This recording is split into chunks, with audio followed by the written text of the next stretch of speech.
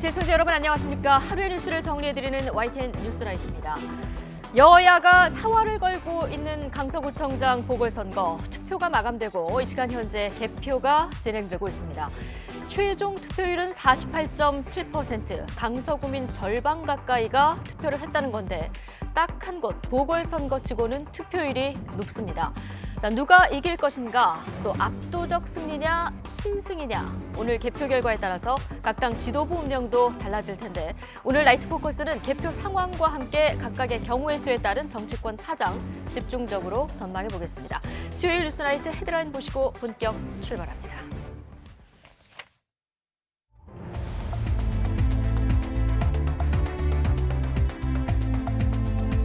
(10월 11일) 수요일 뉴스나이트 주요 뉴스입니다. 내년 총선의 전초전으로 평가되는 서울 강서구청장 보궐선거에 대한 최종 투표율이 48.7%로 집계됐습니다.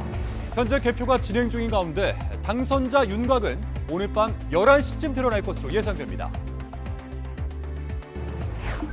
이스라엘과 하마스 간 무력 충돌로 인한 사망자가 2,250명을 넘어섰습니다.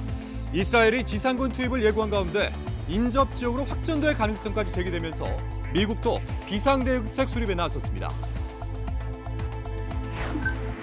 무려 246만 명이 동시 투약할 수 있는 분량의 필로폰이 국내에 대거 유통되는 과정에 인천공항 세관 직원들이 연루된 정황이 포착됐습니다. 경찰이 유통조직 검거에 이어서 추가 수사에 나섰습니다. 수능출제위원에게 문제를 사들인 혐의를 받는 대형 입시학원 가운데 처음으로 시대 인재에 대한 압수수색이 진행됐습니다. 이른바 사교육 카르텔에 대한 수사가 본격화했다는 분석입니다. 상습적으로 양육비를 주지 않은 아빠에 대한 재판에서 검찰이 징역 6개월을 구형했습니다. 양육비 미지급으로 제재를 받고도 버티는 부모가 많은 가운데 처음으로 실형 선고가 내려질지 주목되고 있습니다. 삼성전자의 3분기 영업이익이 2조 4천억 원은 집계돼 올해 처음으로 조 단위를 회복했습니다. 반도체 적자폭이 줄고 신형 휴대전화의 판매 호조가 주요했다는 분석입니다. 내년 총선의 전초전으로 평가받는 서울 강서구청장 보궐선거 본격적인 개표가 시작됐습니다. 아직 개표율이 낮은 만큼 표심이 어디로 향했는지는 조금 더 지켜봐야 할 것으로 보입니다. 개표소 현장에 나가 있는 취재기자 연결해 보겠습니다. 자, 박기환 기자. 네, 서울 마곡 실내 배드민턴장입니다. 예, 자, 개표가 한창 진행 중일 텐데요. 현재 상황 어떻습니까? 네, 이곳 서울 강서구청장 보궐선거 개표소에서는 조금 전 8시 50분 전부터 본격적인 개표가 시작됐습니다. 우선 지난주 시행된 사전투표함과 우편투표함부터 개봉이 됐고요. 여기에 대한 개표 작업이 현재 진행되고 있습니다. 모두 41개 사전투표함이 이미 개함이 됐고 개표 사무원들의 분류 수작업을 거쳐 투표지 분류기를 통해 후보별 표가 나뉘고 있습니다. 당락의 윤곽은 개표가 조금 더 진행된 뒤에야 알 수 있을 것으로 보입니다. 이어서 오늘 투표가 이뤄진 131개 투표함에 대해서도 개표가 곧 시작될 것으로 예상됩니다. 이번 선거의 유권자는 강서구민 50만 명으로 이 가운데 24만 3천여 명이 투표에 참여해 최종 투표율은 48.7%를 기록했습니다. 특히 사전투표율은 22.64%로 역대 지방선거와 재보궐선거를 통틀어 최고치를 기록할 정도로 관심이 뜨거웠습니다. 직전 구청장이었던 국민의힘 김태우 후보와 더불어민주당 진교훈 후보의 양강 대결로 진행된 이번 선거. 무엇보다 내년 총선 전 표심을 가늠할 전초전으로 꼽히는 만큼 여야 모두 촉각을 곤두세우고 있습니다. 이번 보궐선거는 전국에서 서울 강서구 단 한 곳에서 치러지는 만큼 개표도 자정쯤에는 마무리될 것으로 예상됩니다. 지금까지 서울 강서구청장 보궐선거 개표소에서 YTN 박견입니다. 네, 개표 상황은 들어오는 대로 다시 전해드리고요. 이틀째를 맡고 있는 국정감사 소식 이어가겠습니다. 검찰을 산하기관으로 둔 법무부 국정감사에서 더불어민주당 이재명 대표에 대한 수사를 놓고 여야 간 거센 공방이 벌어졌습니다. 죄가 있다는 확증 편향으로 정치 수사를 한다는 야당의 비판에 여당은 이 대표는 지역 토착 비리 대장동 사건의 몸통이라고 맞받았습니다. 나혜인 기자입니다. 한동훈 장관이 출석한 법무부 국감에서 민주당은 검찰의 이재명 대표 수사가 헌법상 무죄 추정 원칙을 어긴 과도한 수사라고 비판했습니다. 죄가 있다고 확증 편향을 갖고 수사하니 법원에서 구속영장이 기각된 거라고 비꼬았는데 한 장관도 물러서지 않았습니다. 그 백현동 사건에 대해 가지고 이번 법원에서 영장 심사할 때 직접 증거가 부족하다 이렇게 이야기했잖아요. 그걸로 구속된 저도 사람이 보니까 굉장히 이거 많죠. 이게 도대체 뭔지 영장 한번 모르겠어요. 기각됐다고 그걸 가지고 잠깐만요, 무죄받은 것처럼 잠깐만요. 말씀하시는 거 너무 지금- 오래 그러시네요. 국민의힘은 대장동 사건을 비롯해 이 대표가 성남시장이던 시절 지역 토착 비리의 주범이란 걸 모르는 국민이 있겠느냐고 날을 세웠습니다. 김만배 씨 허위 인터뷰 의혹을 부각하며 대선을 앞두고 국민의 눈과 귀를 속이려 한 것부터 엄정하게 수사해야 한다고 목소리를 높였습니다. 대장동 몸통은 당연히 그 당시에 이재명 성남시장이죠. 몸통 바꿔치기를 했다는 게 지금 드러나고 있지 않습니까? 이것은 저는 심각한 범죄이다. 공방은 여기서 그치지 않았습니다. 야당은 인사청문 과정에서 이딴 논란에 휩싸인 장관 후보들을 거론하며 법무부 산하 인사정보관리단의 검증 책임을 꺼내들었습니다. 공직자산 누락 여부, 증여세 탈루 여부, 기본적으로 법무부에서 이 정도 자료는 다 파악을 할 것 같아요. 한 장관은 법무부는 1차 검증만, 이후 최종 판단은 대통령실에서 한다는 기존 입장을 고수하며 현실적 한계가 있다는 취지로 해명했습니다. 저희는 기계적으로 검증한 자료를 넘기고요. 우리나라에서 어떤 어느 정도 성공한 사람을 어떤 주요 보직에 쓸 때는 되게 비슷한 문제가 나오게 되어 있습니다. 과거에도 그래왔고요. 법무부 국감에선 이 밖에도 검찰의 특수활동비와 업무 추진비 지출이 불투명하다는 야당의 지적이 나왔는데 국감 우수검사 동료, 우수직원 동료의 특활비가 쓰일 수 있습니까? 명목상으로는 안 되는 거잖아요. 사유는 안 되는 거잖아요. 그죠? 여당은 박범계 전 법무장관이 해외 출장비를 허투루 썼다는 의혹을 거듭 제기하며 밀리지 않았습니다. 전임 법무부 장관의 해외 출장 2건 중에 미국 출장과 관련해서는 수행원 예산 축소 신고 의혹이 거듭 제기되고 있습니다. 그래서 진상조사와 감찰은 물론 수사까지 언급되고 있는 상황이고요. 법사위 국감은 올해도 정치권의 첨예한 공방의 장이 되고 있습니다. 법무부 외에 국직한 현안 수사를 직접 담당하는 서울중앙지검 국감 등이 앞으로 예정돼 있는 만큼 여야의 치열한 신경전은 계속될 전망입니다. YTN 나인입니다. 한동훈 법무부 장관은 검찰이 민주당 이재명 대표를 376차례에 걸쳐서 압수수색했다는 야권 주장에 대해서 그 숫자라면 매일 했어야 한다고 반박했습니다. 한 장관은 오늘 국회 법제사법위원회의 법무부 국정감사에서 이같이 말하면서 물리적으로 매일 압수수색을 하진 않지 않았겠느냐고 되물었습니다.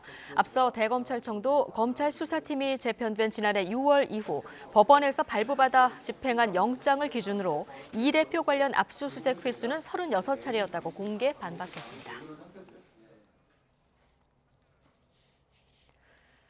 지난 대선 당시 허위 인터뷰 의혹을 수사하는 검찰이 민주당 김병욱 의원 보좌관과 같은 당 정책연구위원, 인터넷 매체 기자를 압수수색했습니다.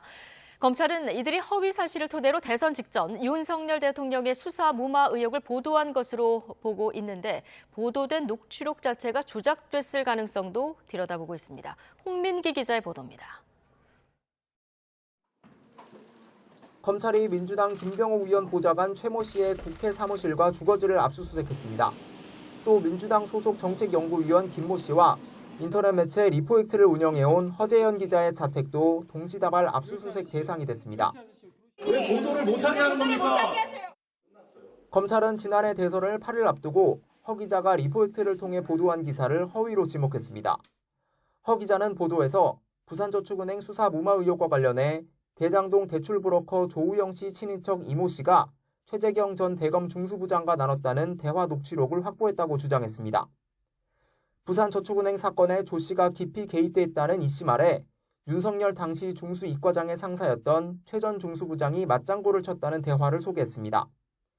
윤 대통령이 당시 조 씨가 변호사로 선임한 박영수 전 특검 부탁을 받아 조 씨 수사를 무마해줬다는 겁니다. 하지만 검찰은 최 씨 등이 윤 대통령을 비방할 목적으로 허위 사실을 기사화한 것으로 의심하고 있습니다. 최 씨가 허 기자를 만나 관련 녹취록을 전해주는 등 적극적으로 공모했다는 겁니다. 검찰은 또 최 전 중수부장과 조 씨 친인척 간 대화라는 녹취록 자체가 조작됐을 가능성도 조사하는 것으로 전해졌습니다. 이와 관련해 최 전 중수부장은 YTN에 대화 상대방이라는 이 씨와 모르는 사이고 해당 보도도 처음 접했다고 밝혔습니다. 반면 의혹을 보도한 허 기자는 충분한 확인을 거쳐 보도했다고 주장했습니다. 그리고 최재경 씨에게 반론 요청을 드렸지만 아무런 답이 없어서 보도를 감행한 것이고, 검찰은 윤 대통령 명예를 훼손한 혐의로 최 씨 등을 입건하고 정확한 보도 경위와 금전거래 여부 등을 조사할 방침입니다. 또 휴대전화와 노트북 등 압수물 분석이 끝나는 대로 이들을 피의자 신분으로 불러 조사할 예정입니다. YTN 홍민기입니다. 경찰이 대형 입시업체들과 수능 출제 교사들의 문제 거래 의혹과 관련해서 강제 수사에 착수했습니다. 오늘 이른바 빅3 입시학원 중 한 곳인 시대인재를 압수수색했는데 사교육 업체에 대한 고강도 수사가 본격화했다는 분석입니다. 보도에 강민경 기자입니다. 경찰이 서울 강남의 입시학원 시대인재를 압수수색했습니다. 지난달 교육부가 수능 출제 경험이 있는 현직 교사와 대형 입시 학원들 사이 문제 거래 의혹을 공론화한 뒤 처음으로 강제 수사에 돌입한 겁니다. 교사와 문항 거래를 한 사교육 업체 등 21곳에 대해서도 청탁금지법 위반 혐의로 수사 의뢰가 함께 이루어질 것입니다. 교육부가 경찰에 수사를 의뢰한 사교육 업체는 모두 21곳. 여기에는 시대인재와 함께 입시학원과 빅3로 꼽히는 메가스터디와 대성학원이 포함됐습니다. 또 유명 수학 강사 현우진 씨 등 이른바 일타 강사들에 더해 메가스터디의 출판 계열사와 참고서 출판사 비상교육 등도 경찰 수사 대상으로 거론됩니다. 이들은 수능 출제위원 경력이 있는 교사들에게 돈을 주고 얻은 킬러 문항으로 족집게 교재를 만들어 팔거나 배포한 혐의를 받고 있습니다. 수능 문제 거래 의혹에 대한 경찰 수사가 이제 막 시작된 만큼 강제 수사는 다른 업체들로도 확대될 거라는 전망이 나옵니다. 이런 가운데 사교육 카르텔을 둘러싼 범정부 조사는 석 달째 이어지고 있습니다. 윤석열 대통령이 직접 사교육 시장의 문제점을 지적하며 관련 조사가 본격화된 터라 경찰의 수사도 강도 높게 진행될 것으로 보입니다. YTN 강민경입니다. 246만 명이 동시에 투약할 수 있는 분량의 필로폰을 밀반입해 유통한 세 개 국가 마약 조직원들이 무더기로 검거됐다는 소식 어제 전해드렸는데요. 자, 이들이 마약을 한국으로 들여오는 과정에서 인천공항세관 직원들이 연루됐다는 정황이 포착돼서 경찰이 추가 수사에 나섰습니다. 안동준 기자의 보도입니다. 말레이시아 마약 조직이 제조한 필로폰을 한국에 몰래 들여와 유통한 이른바 3개국 마약 조직. 이들은 필로폰 74kg을 국내로 밀수했는데 신체나 옷 속에 마약을 숨기는 등 다양한 방식으로 단속을 피했습니다. 무려 246만 명이 동시에 투약할 수 있는 분량입니다. 이들은 한국, 말레이시아, 중국인으로 각 구성된 조직으로 현재 총 26명을 검거하여 범죄단체 조직 및 특정 범죄, 가중처벌 등에 관한 법률 위반죄로 입건하였고, 지난 1월 27일 하루에만 이들이 인천국제공항을 통해 들여온 필로폰이 24kg에 달합니다. 이렇게 많은 양의 마약을 들여오면서 어떻게 세관의 눈을 피할 수 있었을까? 경찰은 검거된 조직원들을 추궁하는 과정에서 세관 직원들이 연루됐을 수 있다는 구체적인 진술을 확보했습니다. 세관 직원들이 마약 밀수책을 정식 통로가 아닌 별도의 통로로 안내해 적발을 피할 수 있도록 도왔다는 겁니다. 진술을 확보한 경찰은 마약을 밀수한 조직원들과 세관을 찾아 어떤 경로로 입국할 수 있었는지 수차례 현장 검증에 나섰습니다. 또 일부 세관 직원들에 대해서는 휴대전화 내역 확보를 위해 압수수색 영장을 발부받아 강제 수사에 나섰습니다. 경찰은 이미 조직원 26명을 검거해 14명을 구속한 만큼 이들의 진술과 확보한 증거를 토대로 세관 직원들과 사전 공모 여부를 조사할 예정입니다. 또 세관 직원들이 마약 조직으로부터 부정한 금품을 받은 것이 있는지 함께 들여다볼 방침입니다. YTN 안동준입니다. 이스라엘과 팔레스타인 전쟁 사망자가 2,210명을 넘었고 부상자는 8,000명을 넘은 것으로 파악됐습니다. 하마스의 기습 공격에 맞서 이스라엘군의 가자지구 공습이 계속되고 있어 희생자는 더 늘어날 것으로 보입니다. 유엔 팔레스타인 난민기구는 가자 지구에서 25만 명의 난민이 발생했다고 밝혔습니다. 윤석열 정부는 하마스 무장 세력에 의한 민간인 무차별 살상과 인질 사태는 국제인도법을 명백히 위반한 테러 행위라며 이를 강력히 규탄했습니다. 윤석열 대통령은 오늘 이스라엘 하마스 사태와 관련해 긴급 경제안보 점검회의를 주재하고 사태의 조속한 해결과 평화 정책을 위해 국제사회와 긴밀히 협력하기로 했습니다. 또한 우리 재외국민의 안전 상황과 단기 체류자들의 귀국 대피 현황을 점검하고 교민과 여행객의 안전 대책을 철저히 마련하라고 주문했습니다. 윤 대통령은 공개된 모두 발언을 통해서는 골든타임을 놓칠 경우 피해는 고스란히 국민 몫이 된다면서 에너지 안보와 공급망 문제 등에서 위험에 빠지지 않도록 대비해달라고 당부했습니다. 네, 이스라엘과 하마스의 무력 충돌로 현지에서 발이 묶였던 우리 국민 190여 명이 국적기를 타고 귀국했습니다. 애타는 마음으로 기다리던 가족들은 무사히 돌아온 귀국자들을 끌어안고 안도의 한숨을 내쉬었습니다. 김태원 기자입니다. 입국장을 빠져나오는 아내와 3살배기 막내딸을 향해 두 팔을 벌리고 다가가는 남성. 가족을 품에 안고서야 안도의 한숨을 내쉬는데 먼 길을 온 아내 얼굴에도 비로소 웃음꽃이 피어납니다. 잠깐 동안 연락이 안 돼서 정말 걱정을 많이 했는데 결항됐다고 했을 때는 이제 잘못되면 비행기가 뜨지 않으면 대사관 통해서 들어와야 된다고 해서. 이스라엘 텔아비브에서 출발한 우리 국민 192명이 귀국했습니다. 가장 먼저 무사히 돌아올 수 있어 다행이라고 입을 모았습니다. 대한항공에서 빈 비행기를 보낸 걸로 알고 있거든요. 덕분에 이렇게 잘 귀국할 수 있어서 참 다행이라고 생각합니다. 이번 귀국자 대부분은 예루살렘을 찾았던 성지 순례자들입니다. 무력 충돌이 벌어진 가자 지구와는 100km 정도 떨어진 곳인데도 방공호로 대피하라는 경보가 나오는 등 이전의 소규모 분쟁 때와는 분위기가 달랐다고 말합니다. 대피소로 피해라 이런 거는 없었습니다. 근데 이번에는 완전 피하라고 하는 경보까지 나서 지하로도 가고 있습니다. 또 노선이 무더기 취소되며 현지 공항 입국장은 한산했지만 이스라엘을 빠져나가려는 사람들로 출국장은 인산인해를 이뤘다고 전합니다. 출국하려는 그런 사람만 막 바글바글해. 이렇게 한산하지도 않아요. 굉장히 바글바글해요. 그런데 들어오는 사람은 하나도 없어. 나가는 사람만 있지. 이스라엘에 단기로 머무르던 우리 국민 480여 명 중에 190여 명이 귀국한 가운데 다른 여행객 50여 명도 육로나 항공편을 통해 이스라엘을 빠져나올 예정입니다. 정부는 나머지 단기 체류자 230여 명에게도 출국 방법을 안내할 방침입니다. YTN 김태원입니다. 하마스의 대규모 공격으로 실종된 사람들의 가족들이 무사 귀환을 바라며 안타까운 심정을 전하고 있습니다. 상황이 심각해지면서 자국민을 대피시키기 위해 세계 각국은 항공편을 투입하고 있습니다. 김진호 기자의 보도입니다.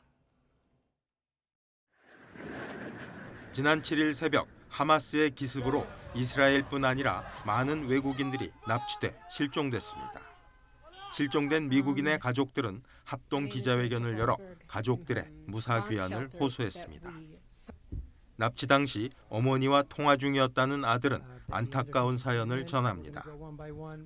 Both my brother and my sister were on the call with her as the terrorist barged into her home. 이스라엘에 일하러 갔다 실종된 태국인 아들의 어머니는 무사 귀환을 간절히 호소합니다.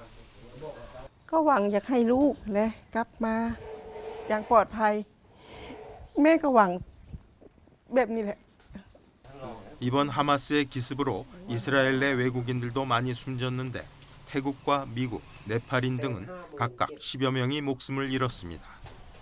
또 프랑스인과 아르헨티나인도 각각 20명 넘는 사망 실종자가 파악되고 있습니다.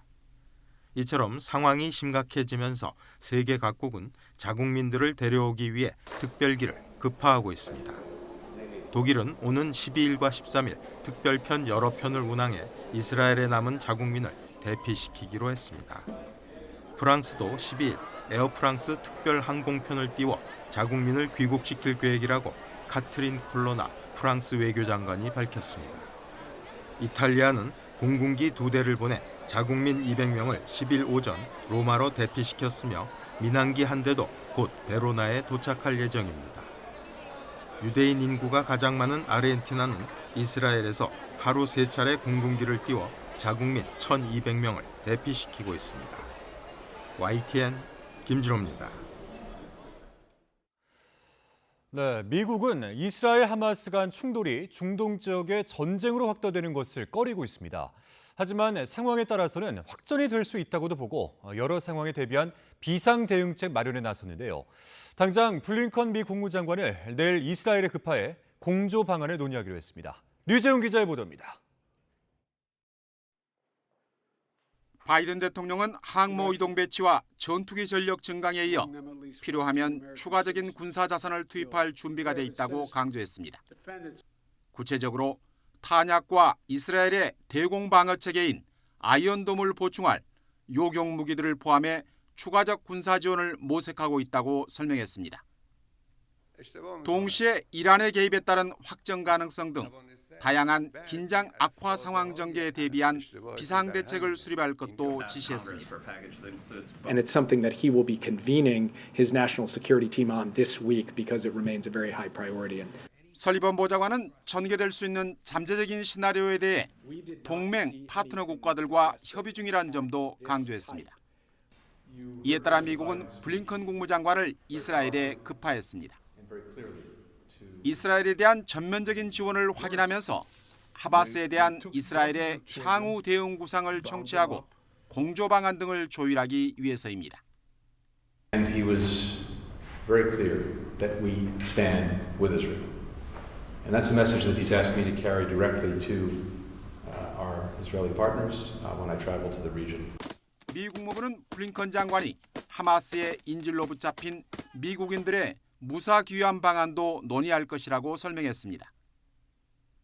특히 현 시점에서 미국은 군사작전을 계획하고 있지 않다고 말해 블링컨 장관이 이스라엘 측의 모든 이슬람권을 반미나 반이스라엘로 내모는 과도한 군사 행동의 자제를 요청할 가능성도 시사했습니다. YTN 유재용입니다.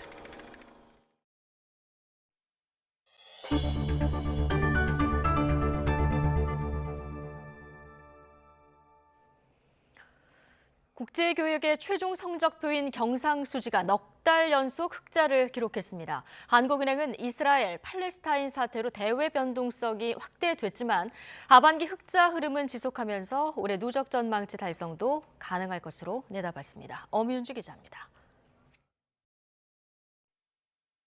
경상수지가 넉 달째 흑자입니다. 지난 7월 37억 4천만 달러에 이어 8월에도 48억 1천만 달러 흑자를 기록했습니다. 규모도 직전 달보다 10억 달러 넘게 늘었습니다. 그중에서도 경상수지에서 가장 큰 비중을 차지하는 상품수지가 50억 6천만 달러 흑자였습니다. 5개월 연속 흑자긴 하지만 여전히 수출 회복보다는 에너지 가격 하락에 따른 수입액이 줄어든 영향이 컸습니다. 서비스 수지에서는 여행 수지가 적자폭을 줄였습니다. 중국과 일본, 동남아에서 외국인 관광객들이 우리나라로 많이 들어왔기 때문입니다. 여기에 본원 소득 수지는 배당 수익이 줄고 분기당 배당 지급이 늘면서 직전 달보다 14억 달러 넘게 감소했습니다. 한국은행은 최근 이스라엘 팔레스타인 사태로 국제 유가 변동성까지 확대됐지만 하반기에도 이러한 흑자 흐름이 계속될 것으로 전망했습니다. 수출의 경우에는 8월, 9월 감소폭이 축소되고 4, 4분기에는 플러스 가능성이 있다고 말씀을 드렸는데 그 경로는 여전히 유효한 것 같고요. 기존 전방에서 크게 벗어나지 않는. 이에 따라 9월 경상수지 역시 상품수지와 여행수지를 중심으로 흑자 규모를 키워나갈 것이라고 내다봤습니다. 그러면서 올해 남은 기간 월 평균 40억 달러 흑자를 이어간다면 올해 연간 누적 전망치인 270억 달러도 달성할 수 있다고 기대했습니다. YTN 엄윤주입니다. 삼성전자 영업이익이 올해 들어서 처음으로 조 단위를 회복했습니다. 반도체 경기 한파가 바닥을 찍고 적자폭을 줄인 점이 깜짝 실적의 배경으로 꼽힙니다. 양희력 기자입니다. 삼성전자가 올해 3분기 영업이익이 2조 4천억 원으로 잠정 집계됐다고 공시했습니다. 지난해 3분기와 비교하면 80% 가까이 줄었지만 올해 상반기 실적보다는 확연히 좋아졌습니다. 영업이익이 지난 2분기 때보다 무려 3.6배 껑충 뛰었습니다. 매출도 2분기보다 11% 넘게 증가한 67조 원을 기록했습니다. 삼성전자 영업이익이 조 단위를 회복한 건 올해 들어 처음입니다. 시장에서는 예상치를 뛰어넘는 깜짝 실적이란 평가가 나옵니다. 시장 예상보다는 실적이 굉장히 좀 잘 나왔고 반도체 업황이 이제는 진짜 바닥을 찍었구나라는 그런 기대감들을 우리 실적을 통해서 눈으로 좀 확인하는. 반도체 경기 한파에 다소 숨통이 트이면서 적자 폭이 줄고 신형 스마트폰 판매 호조가 버팀목 역할을 했을 거란 분석입니다. 앞서 삼성전자는 반도체 부문에서 상반기에만 9조 원에 이르는 적자를 기록한 가운데 감산 조치로 허리띠를 졸라맸습니다. 4분기 감산 효과가 본격화되면 메모리 가격 상승과 재고 감소로 이어지면서 실적 개선에도 탄력이 붙을 전망입니다. IMF 외환위기 때도 비슷했거든요. 재고가 엄청나게 쌓였었고 감산 조치를 단행했고 그 이후에 실적이 개선되는 흐름이 있었거든요. 그런 유사한 흐름을 보이지 않을까 생각합니다. 다만 공급 조정이 효과를 거두더라도 IT 기기 수요가 뒷받침되지 않으면 반도체 업계의 보릿고개가 길어질 수 있다는 우려도 있습니다. YTN 양일혁입니다. 신원식 국방부 장관이 적이 도발하면 수시간 안에 장사정 포병 능력을 완전 괴멸시킬 수 있도록 전력화를 추진하라고 지시했습니다. 신 장관은 또 연일 9.19 남북 군사 합의 효력 정제 필요성을 강조하고 나섰죠. 통일부 국정감사에서도 이를 두고 여야 간 의견 대립이 팽팽했는데 김영호 통일부 장관은 신중론을 폈습니다. 최도희 기자입니다. 육군 지상작전사령부 대화력전 수행본부를 찾은 신원식 국방부 장관. 최근 하마스의 이스라엘 기습 공격을 계기로 북한의 포격 도발 가능성에 대한 우려가 커진 것을 염두에 둔 듯 북한이 도발하면 몇 시간 안에 장사정 포병을 완전히 괴멸시키라고 주문했습니다. 만일 북한이 도발하면 적당껏 응징해서 다시는 도발을 하고 싶어도 도발할 수 있는 역량 전체를 완전히 파괴할 수 있도록. 그러면서 전임 문재인 정부 당시 모든 공간에서 적대 행위 중지를 골자로 북한과 체결한 9.19 남북 군사 합의는 잘못된 합의라며 최단 시간 내에 효력 정지시키겠다고 강조했습니다. 통일부 국정감사에서도 9.19 합의를 놓고 여야가 팽팽하게 맞섰습니다. 여당 의원들은 9.19 합의 이후 계속된 북한 도발 등을 거론하며 효력 정지나 재검토 필요성을 주장했습니다. 결과적으로는 북한의 실질적인 비핵화가 없는 상황에서 우리 안보 태세만 져야 하는 결과를 초래했다고 저는 평가합니다.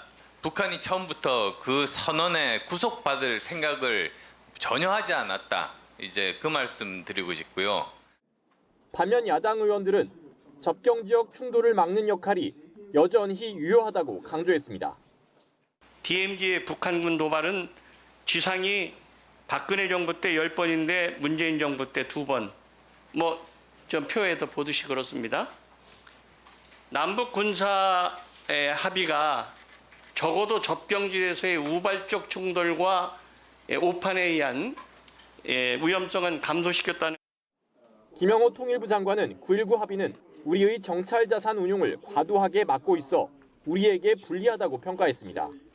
북한은 휴전선 바로 이북에 있는 장사정포를 가지고 1시간에 16,000발 정도를 쏠 수 있다 이렇게 생각. 그러니까 9.19 남북 군사 합의서대로 한다면은 현재 상황을 본다면 우리가 북한의 그런 장사정포 도발이라든지 군사적인 도발을 사전에 포착하기 굉장히 어려운 그런 내용이 들어있다 이렇게 생각합니다.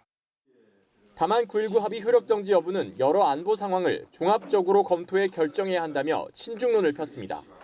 YTN 최두입니다. 네, 합판 4장을 한 장처럼 보이게 만든 뒤 그 안에 담배를 숨겨 밀수출하려 한 일당이 3건에 적발됐습니다.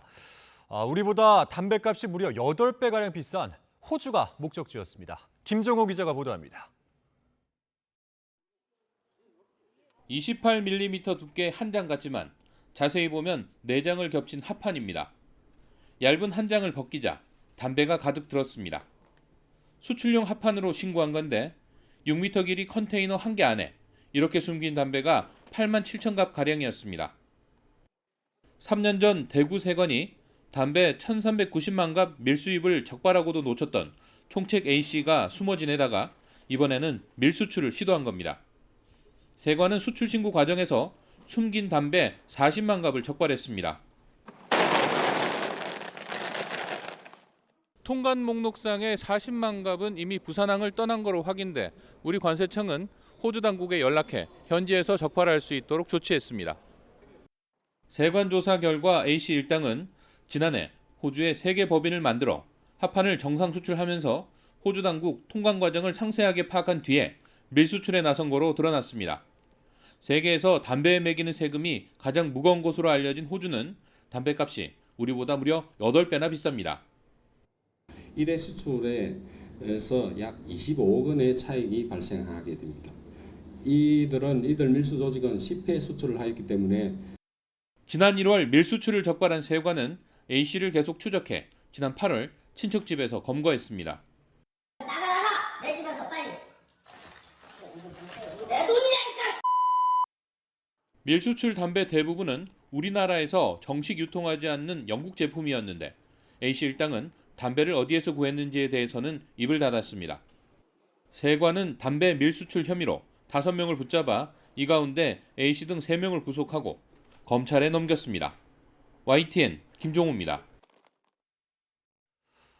다음 소식입니다. 최근 이혼 뒤에 양육비 미지급으로 운전면허 정지 등의 제재를 받고도 버티는 부모가 10명 가운데 9명에 이를 정도로 사회적인 문제가 되고 있습니다. 상습적으로 양육비를 주지 않은 아빠에 대한 재판까지 열렸는데 검찰이 징역 6개월을 구형해서 처음으로 실형 선고가 내려질지 주목되고 있습니다. 임예진 기자의 보도입니다. 지난 2017년 1월 전 남편의 외도로 이혼한 A씨는 홀로 자녀 3명을 키웠습니다. 법원은 매달 양육비 90만 원을 A씨에게 줘야 한다고 전 남편에게 명령했습니다. 하지만 전 남편은 양육비 6천여만 원 가운데 3,800만 원을 주지 않고 버텼습니다. 아이 아빠가 만약에 양육비를 줬다고 한다고 하면 좀 더 아이들이 더 하고 싶은 거나 더 행복하게 좀 자라지 않았을까. 근데 그러지 못한 부분이 엄마로서는 좀 더 제일 미안한 거죠. 운전면허 정지, 출국 금지, 명단 공개 등 행정 제재에도 소용이 없자 A씨는 결국 경찰에 고소했고 전 남편 송모 씨는 지난 7월 양육비 이행법 위반 혐의로 재판에 넘겨졌습니다. 첫 재판이 열린 가운데 A씨는 직접 출석해 양육비 이행을 강제할 수 있도록 실형을 내려달라고 재판부에 호소했습니다. 판사님께서 오늘 검사님이 6개월에 대한 그 실형을 해달라고 했을 때 그거라도 내려주시면 저는 감사하죠. 이렇게 해도 아마 안 줄 사람은 안 주겠지만 실형이 떨어진다고 하면 그쪽 상대 부모라든지 뭐가 되지 않을까요? 검찰도 미지급 금액과 기간을 고려할 때 죄가 무겁다고 보고 징역 6개월의 실형을 구형했습니다. 형사처벌은 양육비를 받아내기 위한 최후의 수단으로 여겨질 만큼 양육비 미지급으로 부모가 기소까지 되는 사례는 흔치 않습니다.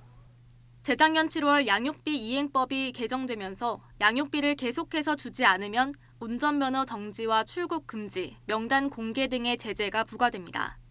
하지만 양육비 미지급으로 제재를 받은 사람이 지난 8월까지 772명에 달하는데 이 가운데 91%인 703명은 여전히 버티고 있다는 점에서 제재의 실효성에 의문이 제기됩니다. 양육비를 주지 않은 부모는 최대 1년 이하의 징역에 처할 수 있지만 현재까지 실형이 선고된 사례는 없는 것으로 확인됐습니다. 앞서 지난달 다른 법원에서도 양육비 미지급자에 대한 형사재판이 열렸지만 징역 4개월에 집행유예 1년이 선고됐습니다.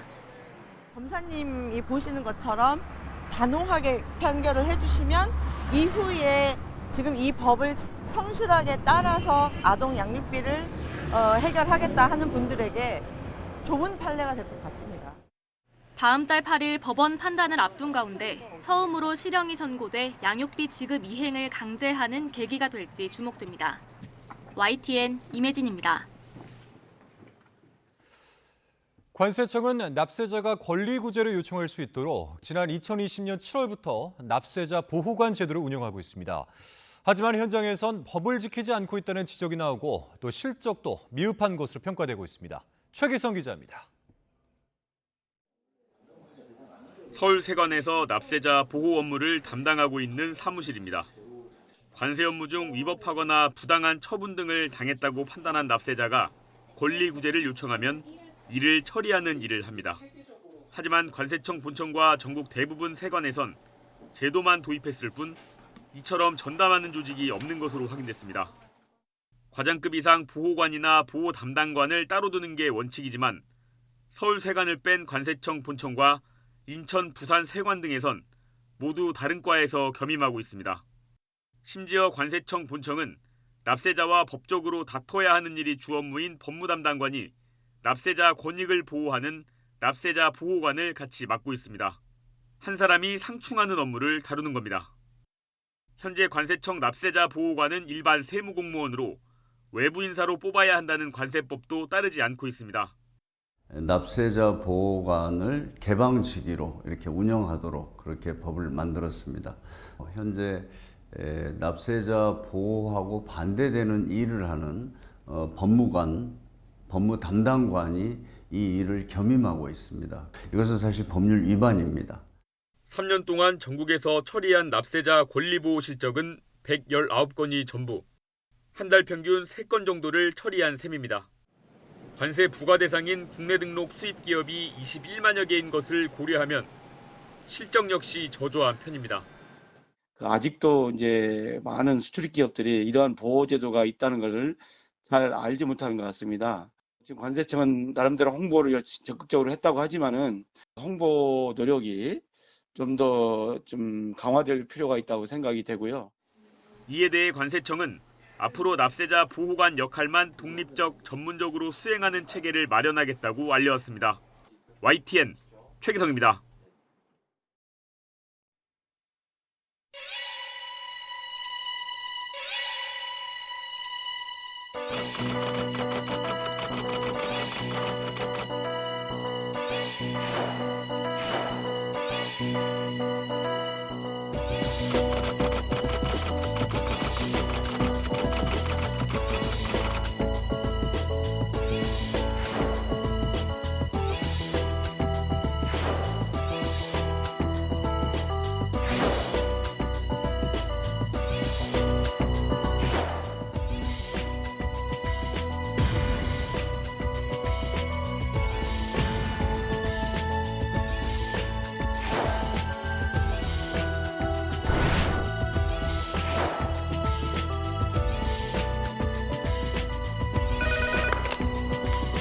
지금까지 이런 것은 없었다.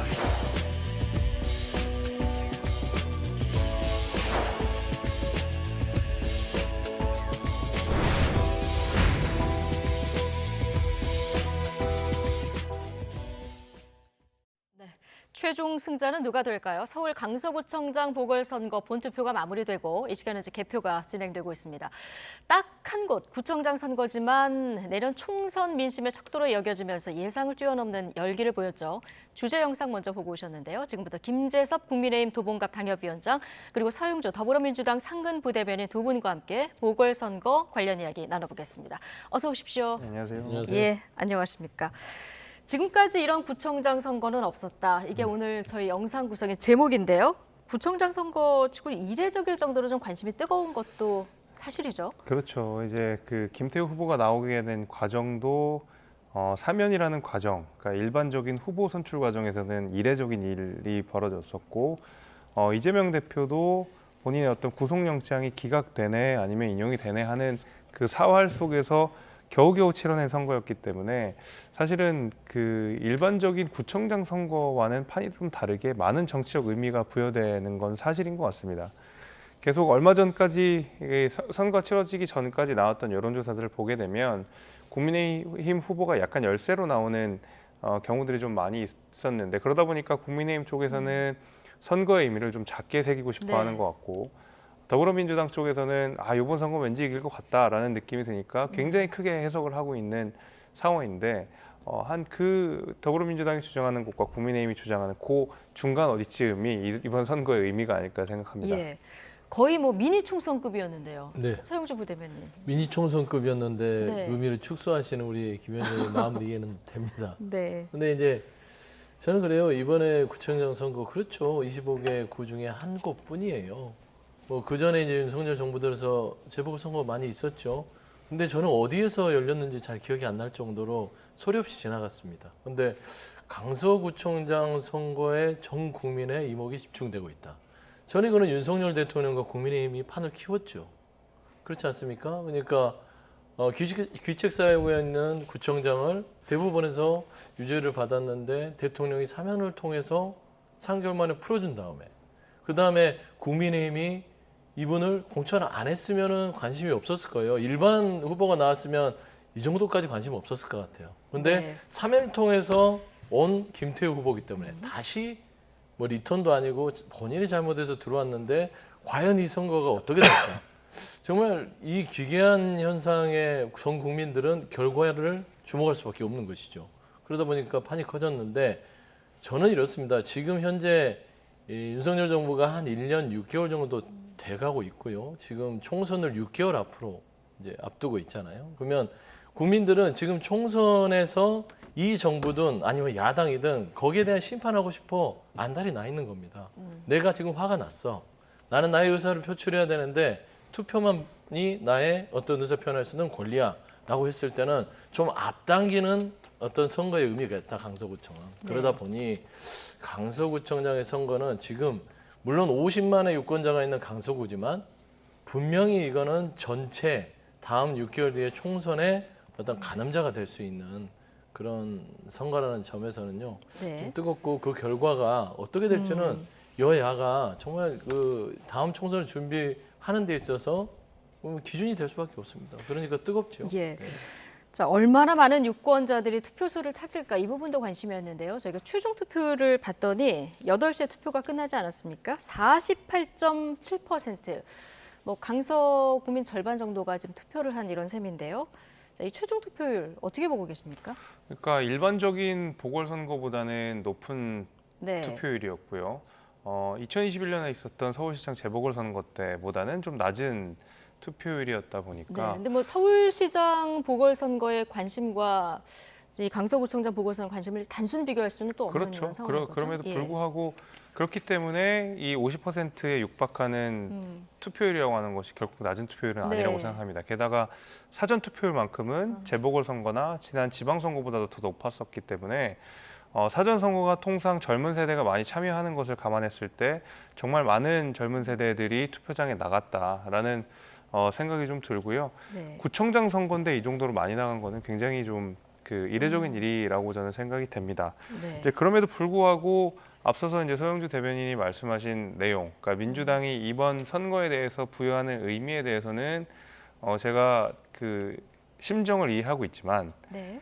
아마 민주당이 이렇게까지 이번 선거에 대해서 큰 의미를 부여하는 것은 이재명 대표 때문일 거라고 생각합니다. 그러니까 그 말은 뭐냐면 이재명 대표는 본인이 책임을 졌던 선거에 대해서, 그러니까 본인이 간판이 돼서 치렀던 선거에 대해서 승리하지 못했습니다. 네. 지난해 대선도 마찬가지고요. 그 대선 이후에 이어지는 지방선거에서도 이재명 대표는 크게 참패를 했거든요.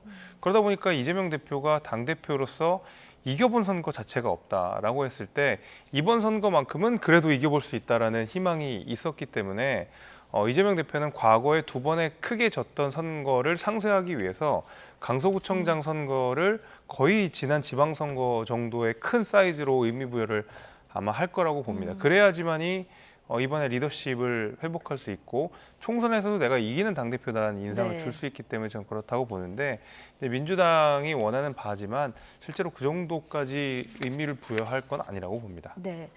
자, 48.7%. 자, 서영주 부대변인께서 이 정도 투표율이 나올 거다 예상하셨습니까? 조금은 예상보다는 한 1, 2% 빠졌어요. 오히려 빠졌다. 저는 50% 한 넘을 거라고 50%에 보셨습니까? 근접할 거라고 봤는데 뭐 그냥 여러 번 좀 긍정적으로 생각했을 때는 50%에 가깝다. 네. 라고 보지만 그래도 한 1.5% 부족했으니 좀 수치에는 근접했지만 좀 아쉽죠. 근데 뭐 그 속사를 들여다보면 결과는 크게 달라지지 않을 것 같다는 생각은 가지고 있어요. 근데 그런 어떤 투표율의 어떤 내용보다는 아까 김재섭 위원장이 얘기한 것 중에 맞습니다. 그러니까 민주당의 대선 이후에 지방선거, 그다음 그 이후에 치러진 재보궐선거 등등에서 승리를 못했잖아요. 그런 부분에 있어서 좀 이번에 강서구청장 선거는 이길 수 있는 게임이기 때문에 제대로 한번 해보자라는 네. 것은 분명히 있지요. 하지만 그보다 더 중요한 것이 하나 있어요. 뭐냐면 윤석열 정부의 중간평가가 될 수 있다. 왜냐하면 사실상 국민의힘이 공천한 후보가 김태호 후보라고 하지만 윤석열 대통령이 낙점한 후보인 예. 거는 누구나 다 알 수 있는 것이에요. 그랬을 때 윤석열 대통령이 보낸 이 후보 그리고 한 라인을 갖고 있다고 주장하는 이 후보가 참패를 했을 때는 지금 1년 6개월 동안 윤석열 정부에 대한 평가가 물론 강서구민 50만 유권자지만 여기에서 뭔가 이 윤석열 정부에 대한 정권 심판론을 불을 붙일 수 있다면 다음 총선까지 이 기세를 몰아갈 수 있다. 이게 큰 의미가 있거든요. 그렇기 때문에 당력을 총집중하는 부분이 더 크다라는 점을 좀 말씀드리고 싶습니다. 알겠습니다. 저희가 자세한 분석은 잠시 뒤에 조금 더 깊이 있게 좀 해보도록 하고요. 8시 한 50분 정도부터 개표가 시작돼서 지금 개표가 진행 중인 것으로 전해지고 있고요. 사전 투표함하고 우편 투표함이 먼저 이제 개표가 진행이 되는데요. 저희가 개표 상황이 들어오면 좀 반영을 해서 전해드리도록 하고 여야 뭐 저마다 우리 지지층이 결집했다 이렇게 얘기를 하고 있고요. 뭐 국민의힘에서는 오전에 전체 투표율이 50%를 넘으면 우리 후보한테 유리하다 이런 얘기도 좀 나왔었는데 뭐 50% 근접한 수치 아니겠습니까? 이건 어떤 근거에서 이렇게 해석을 했을까요? 뭐 앞서 말씀드린 일단 두 번째 질문에 대해서 50%가 넘으면 국민의힘에게 유리할 거다라는 주장에 대해서는 사전 투표가 굉장히 높았습니다. 네. 근데 사전 투표는 기본적으로 젊은 세대가 많이 한다라는 전제 아래에 본 투표에서 나머지 28% 정도를 확보를 하게 되면 전체 투표율이 50%가 넘게 되는데 본 투표율에서 28%라고 하는 그 숫자가 예. 많으면 많아질수록 본 투표에서는 국민의힘 지지하시는 분들이 많았거든요. 과거에 뭐 부정선거 논란 때문에 한참 이 우파 진영에서도 내분도 많았고 뭐 문제 제기도 많았지만은 그러다 보니까 선거 자체를 못 믿고 그 사전 투표를 못 하시는 보수 지지층 일부가 있었습니다. 네. 네, 그럼에도 불구하고 국민의힘에서 끊임없이 사전 투표의 안전성들을 강조를 해왔지만은 여전히 그래도 본 투표에서 투표를 하는 경향이 뚜렷하긴 하거든요. 그렇기 때문에 본 투표에서 많이 나가면 많이 나갈수록 국민의힘 지지하시는 분들이 더 많을 거다라는 판단이 아마 있었기 때문에 28% 이상이 넘어갔을 때 국민의힘을 지지하시는 분들이 더 많이 나갔을 거다. 이런 논리로 저는 이해가 됩니다. 네. 그래서 이제 50%라는 수치를 제시한 것 같고 양쪽 모두 다 결집을 한 것 같습니다. 첫 번째 질문에 대해서는. 그러니까 민주당 진영에서도 결집을 한 것 같고요.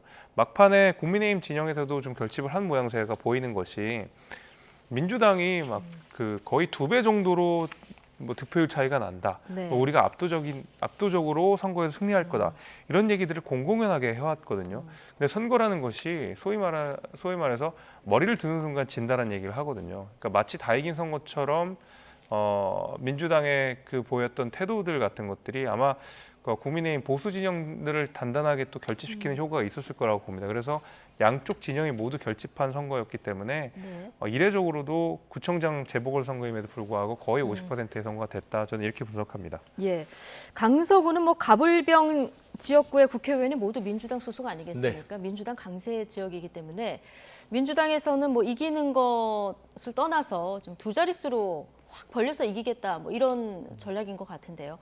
그 당내에서 지금 분위기를 어떻게 읽고 계십니까?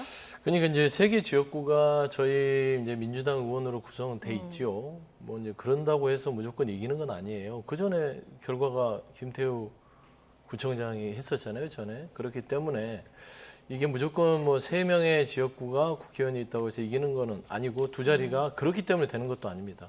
그냥 명확한 이유는 있었습니다. 김태우 후보가 아니었으면 두 자릿수를 얘기하지 않았지요. 근데 두 자릿수를 자신하면서 얘기했던 것은 김태우 후보였기 때문이에요. 네. 그러니까 명분 자체가 처음부터 틀렸다. 첫 단추가 잘못됐는데 명분이 없었던 거예요. 자신의 귀책사유로 또 구청장 선거에 나온다는 게 명분이 됩니까? 그다음에 두 번째는 인물론 쪽에서 지금 김태우 후보는 대법원에서 물론 사면을 받았지만 그 판결문에 보면 범죄 혐의가 분명합니다. 그렇기 때문에 이미 인물과 구도와 명분상에서 정책을 빼놓고 나서도 우위에 있습니다. 거기에 플러스 세개 지역이 저희 당 의원들이 주도하는 지역이다라는 게 플러스가 되다 보니 두 자릿수를 주장할 수밖에 없는 것이죠. 당내에서는 이런 해석을 하는 것입니다. 지금 하고 계시다. 자, 여야는 본투표 마지막 날까지 각각 여당 프리미엄을 앞세운 지역 발전론과 정권 심판론을 앞세우면서 총력전을 벌였습니다. 최선을 다한 후보들 유세 마지막 목소리 듣고 오시겠습니다. 약속을 지키는 것이 그거 사나이 아닙니까, 여러분? 작년에 제가 국민들과 했던 약속들이 있습니다. 그 공약 1년도 안 돼서 많이 지켰습니다. 하지만 더 많이 남아 있었습니다. 그 약속을 지키기 위해서 다시 나왔습니다, 여러분. 윤석열 정부의 무능과 독재, 독주에 대해서 많은 분들이 실망하고 분노하고 계시다는 걸 잘 압니다. 윤석열 정부가 가진 검찰권을 무서워하고 회피할 수밖에 없다는 것도 잘 알고 있습니다. 저 자신도 윤석열 정부와 싸우는 것이 쉽지 않다는 걸 잘 알고 있습니다. 저 진교훈이 더 힘을 낼 수 있도록 끝까지 힘을 실어주십시오. 네, 이게 지역 발전론이냐 정권 심판이냐 중도층에 어떤 그 전략이 더 먹혔을지 이것도 관심인데 국민의힘에서 봤을 때는 이게 구청장 선거기 때문에 이 지역을 발전시켜주겠다 이 공약이 좀 주요할 것이다 이렇게 본 것 같아요. 왜냐하면은 그 강서구 같은 경우에는 이제 재개발을 해야 되는 빌라촌들이 좀 있었고 그 빌라촌을 아파트로 만들어 보겠다는 김태우 후보를 지난 지방선거에서 뽑아주셨습니다. 그러니까 그 약속을 지키기 위해서는 당연히 국민의힘에 힘을 실어줘야 된다라는 여론이 여전히 남아 있을 거라고 보고요. 무엇보다도 이 재개발 재건축 이슈만큼은 사실 여당에게 권한이 있는 것이거든요. 지금 대통령도 그렇고 서울시장도 그렇고 국민의힘 소속에 계신 분들께서 그 지금 집권을 하고 계시는 상황이기 때문에 실제로 이 빌라촌을 재건축 재개발을 할 수 있다고 하는 힘은 결국 여당에게 있는 것이고 여당에 소속되어 있는 김태우 후보에게 있는 것이거든요. 그래서 이것이 확보가 된다 그러면 오히려 정치에는 조금 관심이 덜하더라도 이런 이익 투표 성향이 강하신 중도층의 경우에는 여전히 그 여당에게 힘을 실어줄 수 있는 가능성이 높다. 아마 이것이 바로 여당 프리미엄이고 그런 부분들을 김태우 후보는 마지막까지 주장을 한 걸로 저는 생각이 됩니다. 예. 자, 민주당에서는 이제 정권 심판, 구청장 선거지만 정권 심판론을 들고 나왔는데 유권자들에게 좀 주요할 거라고 보십니까? 저는 주요할 거라고 봅니다. 앞서 얘기했지만 이게 일반 후보, 김태우 후보가 아닌 후보를 냈을 때는 지역 발전론이 먹히죠. 그러면 저희도 다른 이야기를 할 겁니다, 공약을. 그런데 그냥 이게 아주 일반론적입니다. 왜 김태우 후보인가? 대통령이 보낸 후보잖아요. 그러니까 김태우 후보를 꺾었을 때는 이거는 강서 구민들이 대통령의 지금 현재의 이런 모습들, 왜 이런 모습들을 싫어하냐면 본인이 귀책사유로 됐던 부분을 사면권을 활용해서 보내는 이런 아나무인격인 공천에 대해서 화가 난 첫 번째.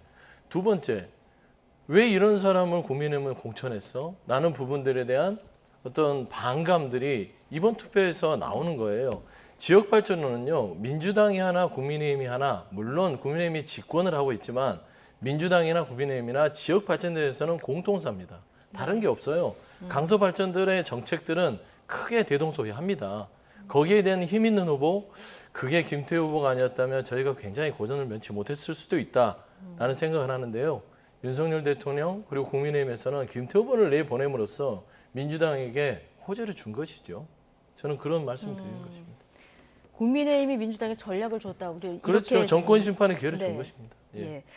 자, 이번 선거 결과가 어떻게 나올지 모르겠습니다만은 이 결과에 따라서 파장이 얼마나 클지를 두고는 정치권에서 엇갈린 해석들이 나오고 있습니다. 자, 관련 발언 듣고 오시겠습니다.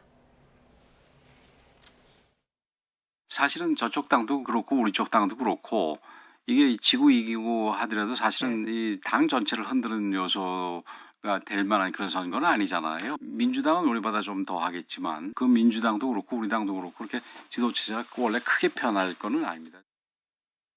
총선을 칠 때의 분위기보다 훨씬 더 좋은 것 같아요. 여야 모두 선거에서 패배하면 그 지도부가 그 패배에 대한 책임을 반드시 질 수밖에 없는 상황이라고 생각합니다. 김기현 대표도 만약 지면 정계 은퇴 각입니까?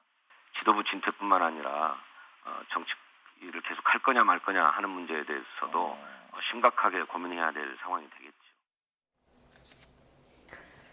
네, 자 권영세 의원은 한 곳 선거 결과로 뭐 지도 체제가 변할 정도는 아니다 이런 얘기고요. 지금 진성준 의원은 지면 지도부 사퇴뿐 아니라 정계 은퇴까지 좀 생각해야 되는 거다 이렇게 분석을 했는데 어떤 의견이십니까?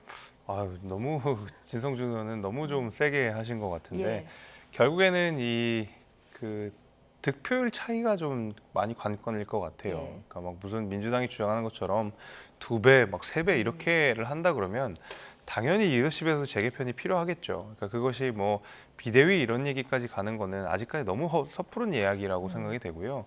어쨌든 간에 이번 지도부가 이번 선거를 대했을 때 나왔던 정책이라든지 전략이라든지 이런 것들이 이번 선거에만큼은 잘 안 먹혔다는 소리거든요. 네. 그러면 서울 선거, 수도권 선거가 총선에서 가장 핵심적인 선거임을 감안해 봤을 때 결국 이번 선거에 적용했던 방식들은 좀 바꿔야 된다. 이런 필요성들은 분명히 대두될 거라고 보고요. 그렇게 됐을 때 저는 지도부가 어떤 이 리더십을 좀 단단하게 가져가는 작업들이 어떤 방식일지는 제가 예측하기 어렵습니다만 네. 아마 하지 않을까라고 생각이 됩니다. 예. 자, 그렇게 큰 의미를 부여 안 해도 된다 이런 말씀이신데요. 네. 서영주 부대변인은 어떻게 보십니까? 저는 그렇습니다. 이제 김기현 대표가 좀 마음이 안쓰럽긴 한데요. 네. 외통수에 걸렸잖아요. 뭐 어차피 지는 선거 본인의 뜻대로 후보도 못 내고 용산의 뜻대로 내서 또 열심히 뛰었는데 큰 차이로 져서 그만두게 된다. 저는 이 부분에 대해서 김기현 대표가 참 집권여당 대표로서는 좀 안쓰럽습니다. 다만 첫 번째 네. 정석은요. 지게 되면은 비대위로 출발하는 게 맞지요. 그런데 말씀드렸다시피 민주당은 내심 그냥 유야무야 예. 강서구민이 큰 표차로 심판했음에도 불구하고 그냥 적당히 김기현 대표 놔두고 국민의 심판을 겸허히 받아들이고 각성하겠습니다 말로 네. 때우고 가면 국민들은 총선에서 더 큰 회초리를 때릴 거란 말입니다. 예. 그래서 저는 정석대로는 비대위지만 솔직히 민주당의 내심은 그냥 그대로 가셨으면 좋겠다라는 것인데 네. 저는 이것도 표차를 봐야 된다고 봅니다. 10%를 기준으로 해서 한 자릿수에서 뭐 19, 10, 11 정도면 이건 김기현 대표가 어느 정도 책임을 지고 국민의힘에서 네. 나름 마무리를 할 수 있어요. 그런데 15%를 기준으로 했을 때 15%를 넘어서거나 바로 근접해 있는 표차로 졌을 때는 이건 윤석열 대통령에 대한 정권 심판론이 명확하게 떨어지는 것입니다. 예. 그렇기 때문에 이거는 좀 과할지 모르지만 윤석열 대통령께서는 어느 정도 대국민 사과까지는 아니더라도 예. 본인이 각성하는 차원에서의 전반적인 국정의 기조를 바꾸는 예. 그런 태도를 보여야 되는데요. 그걸 보이지 않았을 때는요. 김기현 대표도 더 이상 대표적으로 본인 스스로도 유지하기 힘들 것이고 차후에 국민의힘이 총선에서 어떤 전략으로 갈지 우왕좌왕할 수밖에 없기 때문에 저는 이 표차에 네. 그 어떤 국민의힘의 태도가 달려있다. 그렇게 좀 네. 분석을 하고 있습니다. 지금 말씀하시는 동안 저희가 개표 상황을 지금 우상단에 좀 띄워드리고 있는 이런 상황인데요. 개표가 지금 초반입니다. 15% 전후로 진행이 됐고요. 지금 진계훈 후보가 63, 김태우 후보가 32% 얻고 있는 상황이긴 한데 이게 개표 초반이고요. 사전 투표함하고 우편 투표함을 먼저 열어서 한 거기 때문에 상황은 한참 더 지켜봐야 된다는 거 말씀드리면서 지금 개표 상황 잠시 전해드렸습니다. 계속되는 개표 상황은 저희 화면의 우상단을 통해서 좀 확인하시면 될 것 같고요. 자, 이번에 누가 이기고 누가 지느냐 이것도 관심입니다만 지금 말씀하신 대로 어느 정도의 표차로 승패가 갈리느냐 이 부분도 굉장히 관심이거든요. 그렇죠. 그러니까 네. 앞서도 제가 말씀드렸다시피 이 리더십의 어떤 재개편이 필요하다는 것은 그 지지율이 얼마큼 나느냐 네. 이것도 저는 분명한 변수라고 생각합니다. 그러니까 이번 선거 하나에 대해서 뭐 이기고 지고를 뭐 직접적으로 어떤 지도부에 타격을 줄 수 있는 그런 것까지는 아니라고 보는 것이, 왜냐하면 당장 이재명 대표만 해도 본인 대선 이후에 당대표로서 이끌었던 지방선거에서 서울 기준으로 봤을 때 25개구 중에 24개를 민주당 구청장이 차지하고 있었는데 국민의힘은 반대로 서초에 한 명뿐이었었고요. 근데 그것이 바로 그냥 뒤집어지는 거의 뭐 17대 8이었나 18대 7로 엄청나게 많은 의석수를, 그러니까 네. 구청장을 빼앗겼음에도 불구하고 이재명 대표 리더십을 잘 지키고 있거든요. 그러니까 결국에는 이 선거 자체의 결과도 중요하지만 그 결과를 가지고 앞으로 당이 어떻게 쇄신하느냐, 그 어떻게 개편을 하느냐, 또 어떤 새로운 인물들을 앞으로 내세울 수 있느냐, 이런 면에 훨씬 더 부각이 돼야 되지, 이제 이번 선거만 가지고 예. 리더십이 바로 결정될 거라고 보지는 않습니다. 네. 이번 선거 결과 하나가 중요한 건 아니다. 이 이후에 어떻게 당을 개편해 나가느냐, 이게 중요하다는 말씀 해주셨는데요. 앞서 서용주 부대변인도 만약에 15%를 기준으로 삼으셨나요? 네. 이 이상으로 지게 되면 15%포인트 이상으로 지게 되면 대통령의 어떤 사과나 아니면 국정 기조를 바꾸는 이런 것이 필요하다 얘기를 하셨는데요. 당으로 좀 좁혀서 들어가면 예. 만약에 큰 차이로 지게 되면 이때는 뭐 비대위로 가자 이런 얘기 그때도 안 나올까요? 얼마나 큰 차이일지는 모르겠는데 네. 비대위라고 하는 것은 어쨌든 당원들께서 투표하신 당 지도부가 전체적으로 물러나야 되는 건데, 그러니까 네. 전당대회를 저희가 굉장히 크게 지난 3월에 치렀었고 그 전당대회를 치를 만큼의 리더십에 타격을 줄 만한 정책 이슈이냐를 좀 잘 고민해야 될 것 같습니다. 물론 지도부의 책임이 없지 않다고 생각합니다. 거기다가 격차가 많이 나면 지도부에게 더 큰 책임이 갈 거고, 당연히 지도부 역시도 그에 걸맞는 상응하는 정치적 책임과 향후 어떤 개혁 방안들을 내놓을 거라고 저는 분명히 생각은 좀 되지만은, 그럼에도 불구하고 글쎄요, 저는 뭐 여당 지도부가 나서서 아까 말씀하신 대로 뭐 대통령이 나와 사과하고 이런 거는 예, 조금 더 너무 먼 넘치는 얘기인 것 조언이다. 같아요. 예. 뭐 이게 미니 총선이라고 불리는 만큼 이게 굉장히 관심이 높은 거는 총선을 앞두고 여론을 감지하는 거고, 이 총선을 잘 치르기 위해서 결국 여야가 이렇게 관심을 갖는 건데요. 그렇습니다. 자, 선거 결과에 따라서는 지금 이 강서구청장 선거기 때문에 수도권 위기론이 양당에서 모두 불거질 수 있어요. 당연히 이제 아까도 말씀드렸다시피 이 강서구청 선거를 가지고 제가 대통령 사과까지는 좀 무리할 수도 있다라고 네. 얘기했지만, 왜 사과를 제가 언급을 했냐면 그 얘기는 설명을 드려야 될 것 같아요. 그러니까 대통령께서 사면권을, 남용까지는 아니더라도 굳이 구청장의 귀책 사유가 발생한 강서구에 김태우 후보의 판례, 대법원의 판결까지 3개월만에 뒤집으면서 사면을 하셨단 말입니다. 그리고 다시 거기를 보내요. 네. 누가 보더라도. 이거는 아무리 작은 구청이라고 하더라도 이렇게 하시면 안 된다는 것이에요. 저는 그 부분에 대해서는 강서 구민들한테 조그마한 심심한 유감이라도 표하라는 얘기고요. 저는 이 강서구청장 후보들을 냈을 때의 국민의힘의 전체적인 지도부의 모습들을 우리는 기억할 겁니다. 반대했잖아요. 그러니까 공천하면 안 된다라고 했다가 나중에 어떤 시스템에 있어서 했는지 모르지만 공천을 했습니다. 결국에는 큰 격차를 치게 되면 공천이 실패잖아요. 그러니까 이렇게 공천의 실패를 국민의힘이 하는 이유는 본인들이 자율성이 없다는 겁니다.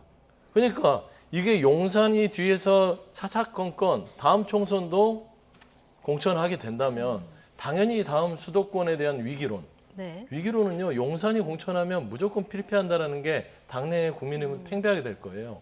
이제 공천을 앞두고요, 지금은 용산을 보고 있지만 공천 받으면 뭐합니까?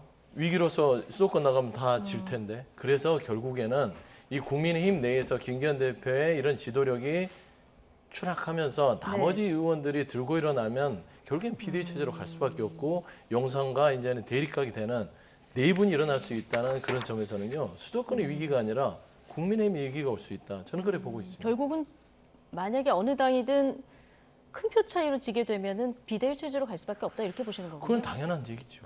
알겠습니다. 자, 하태경 의원이 서울 출마하겠다 선언하지 않았습니까?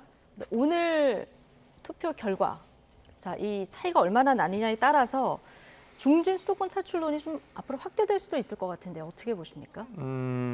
글쎄요, 뭐 제가 그 이번 선거에 대해서 다음 총선을 예측하는 것에 대해서는 굉장히 조심스러울 수밖에 없는 게, 특히 이제 서울을 기점으로 네. 수도권의 민심이 얼만큼 빨리 변하는지를 뭐 단순하게 말씀을 드리게 되면 2020년 21대 총선에서 국민의힘은 말 그대로 당시 이제 미래통합당인데 예. 참패를 했습니다. 49개 서울에 있는 49개 지역구 가운데서 8개를 제외한 41개 지역구에서 저희가 선거에서 졌거든요.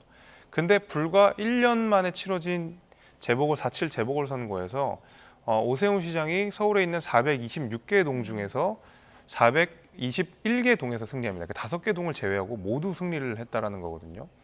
이런 것들을 생각해 보면 수도권의 민심이라는 게 굉장히 많이 빨리 변할 수 있다. 그때는 김종인 비대위 체제가 들어서서 그렇죠. 당을 좀 바꿔보겠다 해서 많이 바뀐 상태 아니었습니까? 그러니까 수도권의 민심이라고 하는 것이 그만큼 예. 빨리 변할 수 있다는 말씀을 드리는 거고 당장 국민의힘 전신정당 미래통합당과 자유한국당만 봐더라도 2020년 총선이 치르기 한 6개월 전도 전이면 이제 2019년 여름 정도가 될 텐데 그 당시 다 아시다시피 조국 사태가 벌어지면서 이번엔 야당에서 공천만 받으면 당선된다는 얘기가 팽배했었습니다. 네. 그럼에도 불구하고 6개월 뒤에 선거는 더불어민주당의 압승이었거든요. 이제 이런 네. 것들을 생각해 보면 사실 총선을 6개월 앞두고 누가 이긴다 진다를 예측하는 것은 사실 거의 점을 치는 일에 가깝기 때문에 그렇죠. 예, 저는 뭐 선거를 섣불리 예측하기는 어렵지만은 하태경 의원이 수도권 출마를 한 이후에 선언한 이후에 그 영남 중진들이 얼마나 또 올지는 잘 모르겠습니다. 차라리 불출마 선언을 할지언정 네. 그 서울에서 선거를 치는 거는 완전히 다른 국면이고 완전히 다른 정치고 완전히 다른 어떤 정치 행위들이 필요하기 때문에 네. 하태경 의원이 굉장히 의미 있는 정책 행보를 보여왔지만은 영남에 계시는 의원님들께서 얼마나 거기에 릴레이처럼 나도 서울 예. 가겠다 서울 가겠다 할지는 저도 사실은 많지는 않을 것 같습니까? 저는 많지는 않을 거라고 봅니다. 예. 근데 이 험지 중진 차출론 이건 뭐 민주당에도 예외는 아닐 것 같은데요. 그렇죠. 저는 국민의힘 하태경 의원의 그 험지 결정 높게 삽니다. 이게 이제 여야를 떠나서 어떤 정치의 혁신이라는 점에서는 의미가 있죠. 뭐 속사정은 제가 모르겠어요. 뭐 살기 위해서 아니면 정치적인 역학 때문에 그걸 선택했을 수도 있지만 표면상으로는 저는 박수를 치고 싶고요. 예. 그런 부분에 있어서 민주당 내에서도 당연히 어떤 자극제가 될 것이라고 보고 있습니다. 근데 이제 전체적으로 이제 하태경 의원의 3선 험지 출마론을 뭐 앞장서는 모습들에 있어서는 국민의힘 변화가 있지만 강서구청의 어떤 결과가 아주 참패에 이르렀을 때는요. 이거는 이 패턴이라는 게 있습니다. 한 번 시작된 국민의 분노는요. 들불 같아요. 그래서 한번 불이 붙으면 6개월 이내에 꺼지지 않습니다. 정말 특단의 조치가 필요한 것이고요. 저는 윤석열 대통령이 정말 어리석은 결정을 하신 것 같아요. 그러니까 강서구민들, 강서구의 유권자 50만 명이 설사 정말 한줌같이 보일지라도 이렇게 막대해서는 안 된다. 저는 윤석열 대통령이 다음 총선을 위해서 저는 강서구를 리트머스 시험지로 썼다고 보는 거예요. 그래서 이기게 됐을 때는 지금 이대로의 국정기조를 가져가도 네. 되겠구나라는 것이고 지게 되면은 결국에는 국정기조를 좀 바꾸거나 총선에 이런 다른 어떤 전략을 세웠으면 좋겠다. 그다음에 김기현 대표는 어차피 김기현 대표가 책임지니까 결국에는 내가 모든 국민의힘의 그립감을 질 수 있겠다. 그런 생각들을 가지고 네. 정말 강서 구민들을 우롱하듯이 리트머스 시험지처럼 취급했다는 부분들이 예. 정말 작은 부분 같지만요. 작은 불씨가요. 큰 화재로 번질 수 있다는 것을 간과하고 계시다라는 점에서는 좀 그 결과를 뭐 예단할 수는 없지만 네. 패턴상으로는 그럴 공산이 크다라고 예. 저는 보고 있습니다. 일단 개표는 20% 넘게 진행된 이런 상황이고요. 진겨운 후보가 63%, 그리고 김태우 후보가 32%를 지금 유지하고 있는 이런 상황입니다. 22% 정도면 이제 사전 투표율 정도의 투표함은 개봉이 된 상태인데요. 그렇죠. 네. 이제부터 이제 본 투표가 되는데 뭐 생각보다 격차가 좀 많이 나서 저도 네. 좀 놀랍긴 하고요. 조금 걱정되기도 하는데 어쨌든 본 투표를 좀 기다려 봐야 될 것 네. 같습니다. 본 투표에서 얼만큼 선전을 하느냐가 관건일 것 같고 뭐 개표가 끝날 때까지는 좀 지켜보고 그렇죠. 말씀을 또 예. 끝날 때까지는 뭐 지켜봐야 돼. 그 마지막 뚜껑을 열어봐야 되는데. 근데 이제 패턴을 잠깐 보면 이게 지금 사전 투표가 공개가 돼서 이 정도 격차가 된다고 하면 본 투표를 절반으로 봤을 땐 큰 변화는 없다고 볼 수도 있다. 그렇지 예. 않겠습니까? 예. 뭐 본 투표가 완전히 뭐 사전 투표와 반대 양상으로 되지 않는 이상은 지금 현재 흐름에서 뒤집기는 어렵다라는 저는 개인적 판단을 가지고 있습니다. 그렇군요. 민주당은 뭐 지면 그야말로 치명타다 이런 얘기가 나왔고 아깝게 이겨도 이거는 뭐 타격이다 이런 얘기가 있었는데 그렇죠. 만약에 격차를 확 벌려서 이긴다고 하면 네. 이재명 대표가 구속영장도 기각이 돼서 지금 이재명 대표 친명계 체제로 당이 공고해지고 있는데 자 그러면 더 이재명 체제가 공고해지는 겁니까? 이렇게 보시면 될 것 같아요. 이미 뭐 친명계 이재명 체제 그렇죠. 이재명 대표의 조금 흔들리던 위상들은 영장 기각에서 이미 공고해졌습니다. 예. 그래서 강서구청장의 선거 여부에 따라서 더 공고해지면 공고해지는 작은 요인이죠. 예. 그러니까 이제 기각 이후에 공고해진 리더십을 가지고 대여투쟁, 네. 대정부 투쟁을 할 수 있는 시발점이 될 수 있다. 강서구청의 큰 격차로 이기게 되면. 네. 그런 의미로서는 뭐 당내를 단단히 하고 대외적으로는 대여투쟁을 할 수 있는 기반을 마련했기 때문에 이재명 대표에게는 여러 가지 호재가 되는 것이다. 라는 네. 건 분명한 것 같습니다. 자 이재명 대표 체제는 더 공고해. 이미 공고해졌죠. 공고인데 더 공고해질 수 있고 이제 호재가 될 수 있다. 이제 하나 이제 남은 변수가 이재명 대표가 이제 재판이 본격 시작돼서 이런 건 좀 변수가 될 수 있겠죠.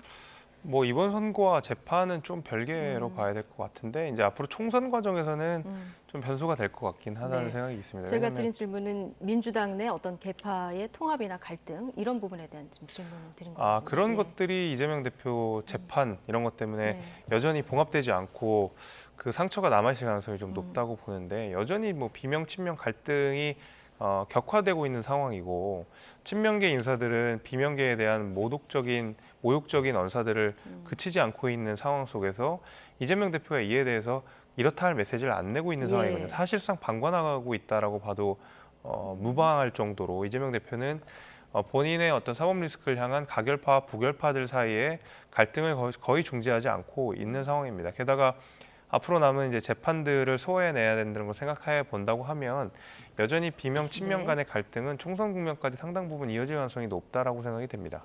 네.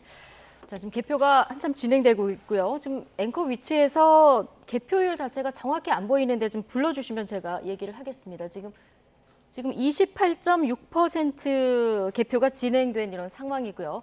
실시간 상황하고는 조금 시차가 있을 수 있다는 점 말씀드리고요.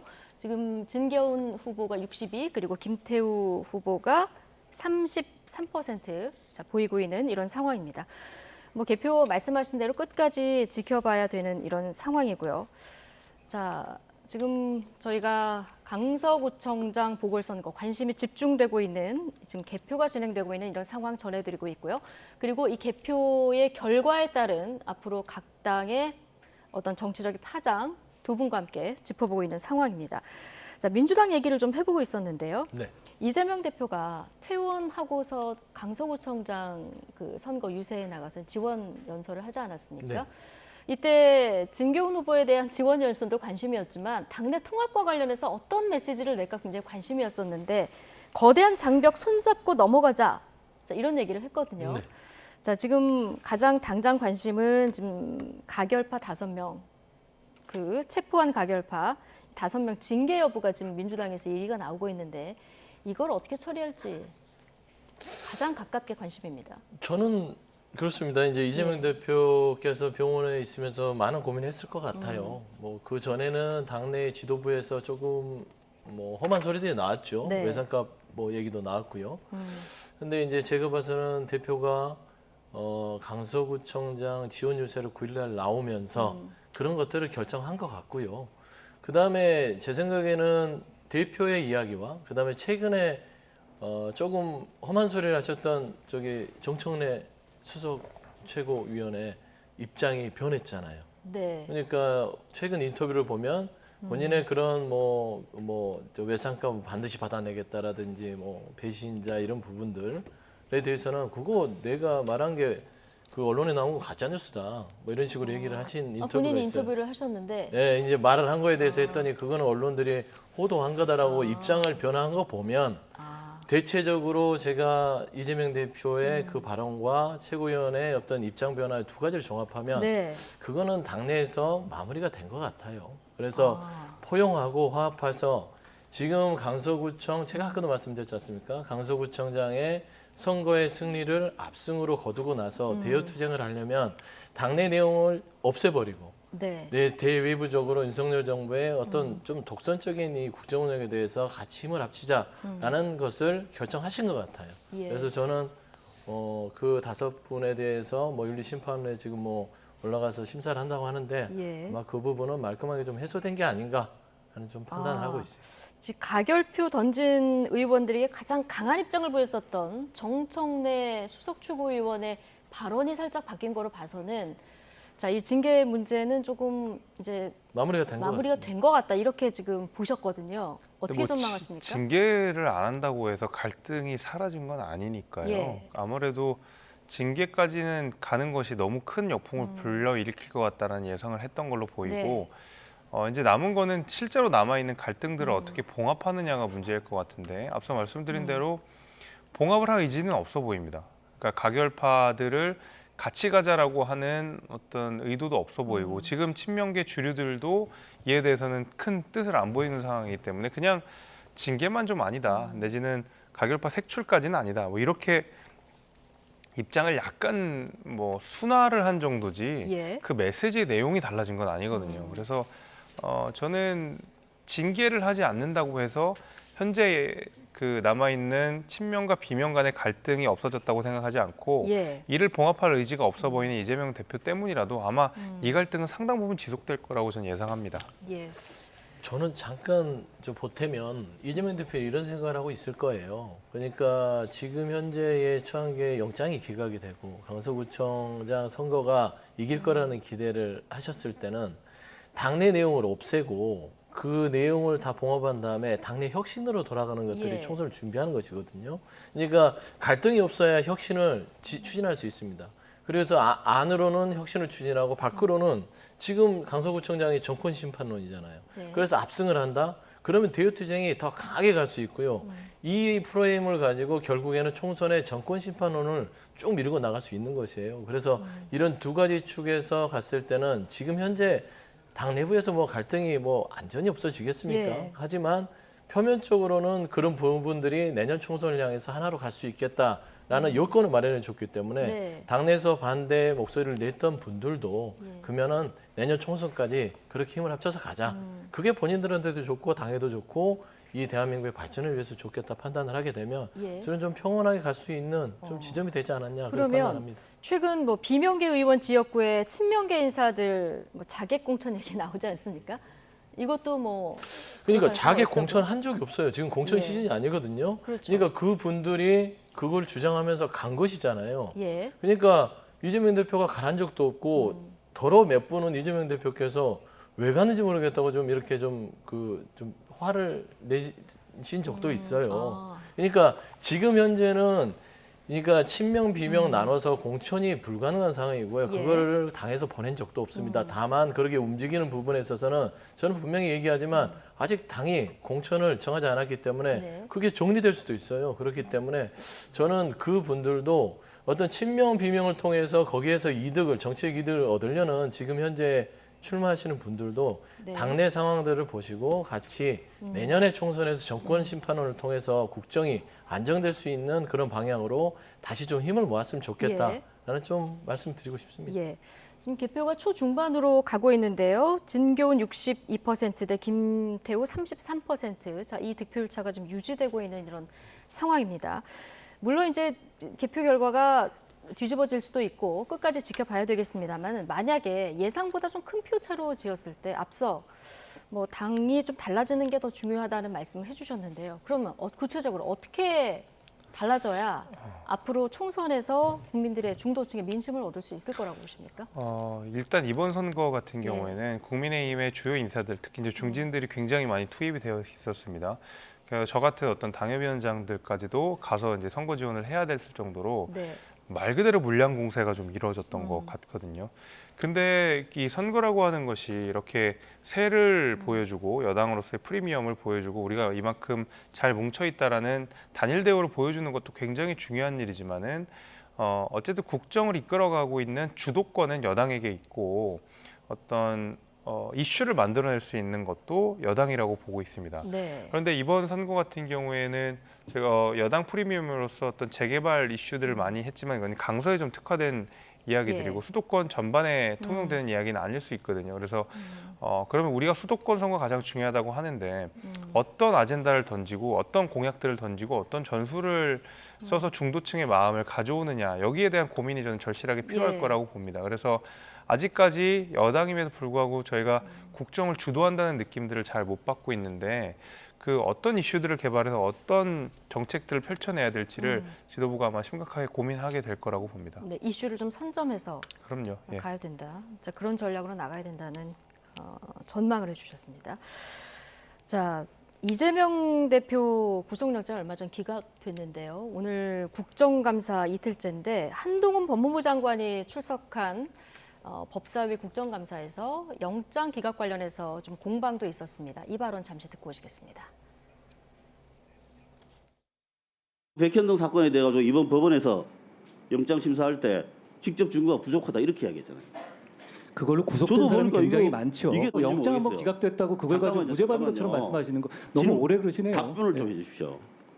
형님으로 호칭하고 부탁하고 보답해야 되는 공생관계 이거 도대체 근거가 뭡니까? 검찰이 어떤 판단을 하고 있는지 보여드리는 건데 그게 문제가 있습니까? 제가 봤을 때 확증 편향을 갖고 계신 거예요. 위원님이야말로 죄가 없다는 확증 편향을 갖고 계신 거 아닙니까? 네. 자, 누가 확증 편향을 갖고 있는 겁니까?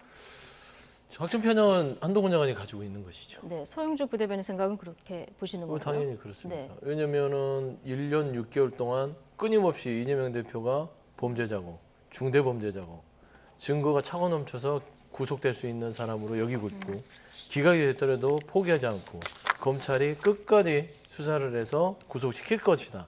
이렇게 얘기하는 분이 한동훈 장관이잖아요. 예. 태도, 말에서 그 사람의 생각과 이 태도에서 그 사람의 모든 가치와 신념이 나오는 것이잖아요. 네. 그래서 한동훈 장관 스스로가 제가 봐서는 가장 확증 편향의 표본이다라고까지 얘기할 수 있는 그런 지금 상황이다. 예. 그런 말씀입니다. 근데 한동훈 장관은 김경수 전 지사라든가 안희정 지사도 영장 기각 후에 중형이 선고됐다 이런 점을 들면서 민주당 의원이 확증 편향 아닌 거냐 이렇게 또 질문을 하고 있는데요.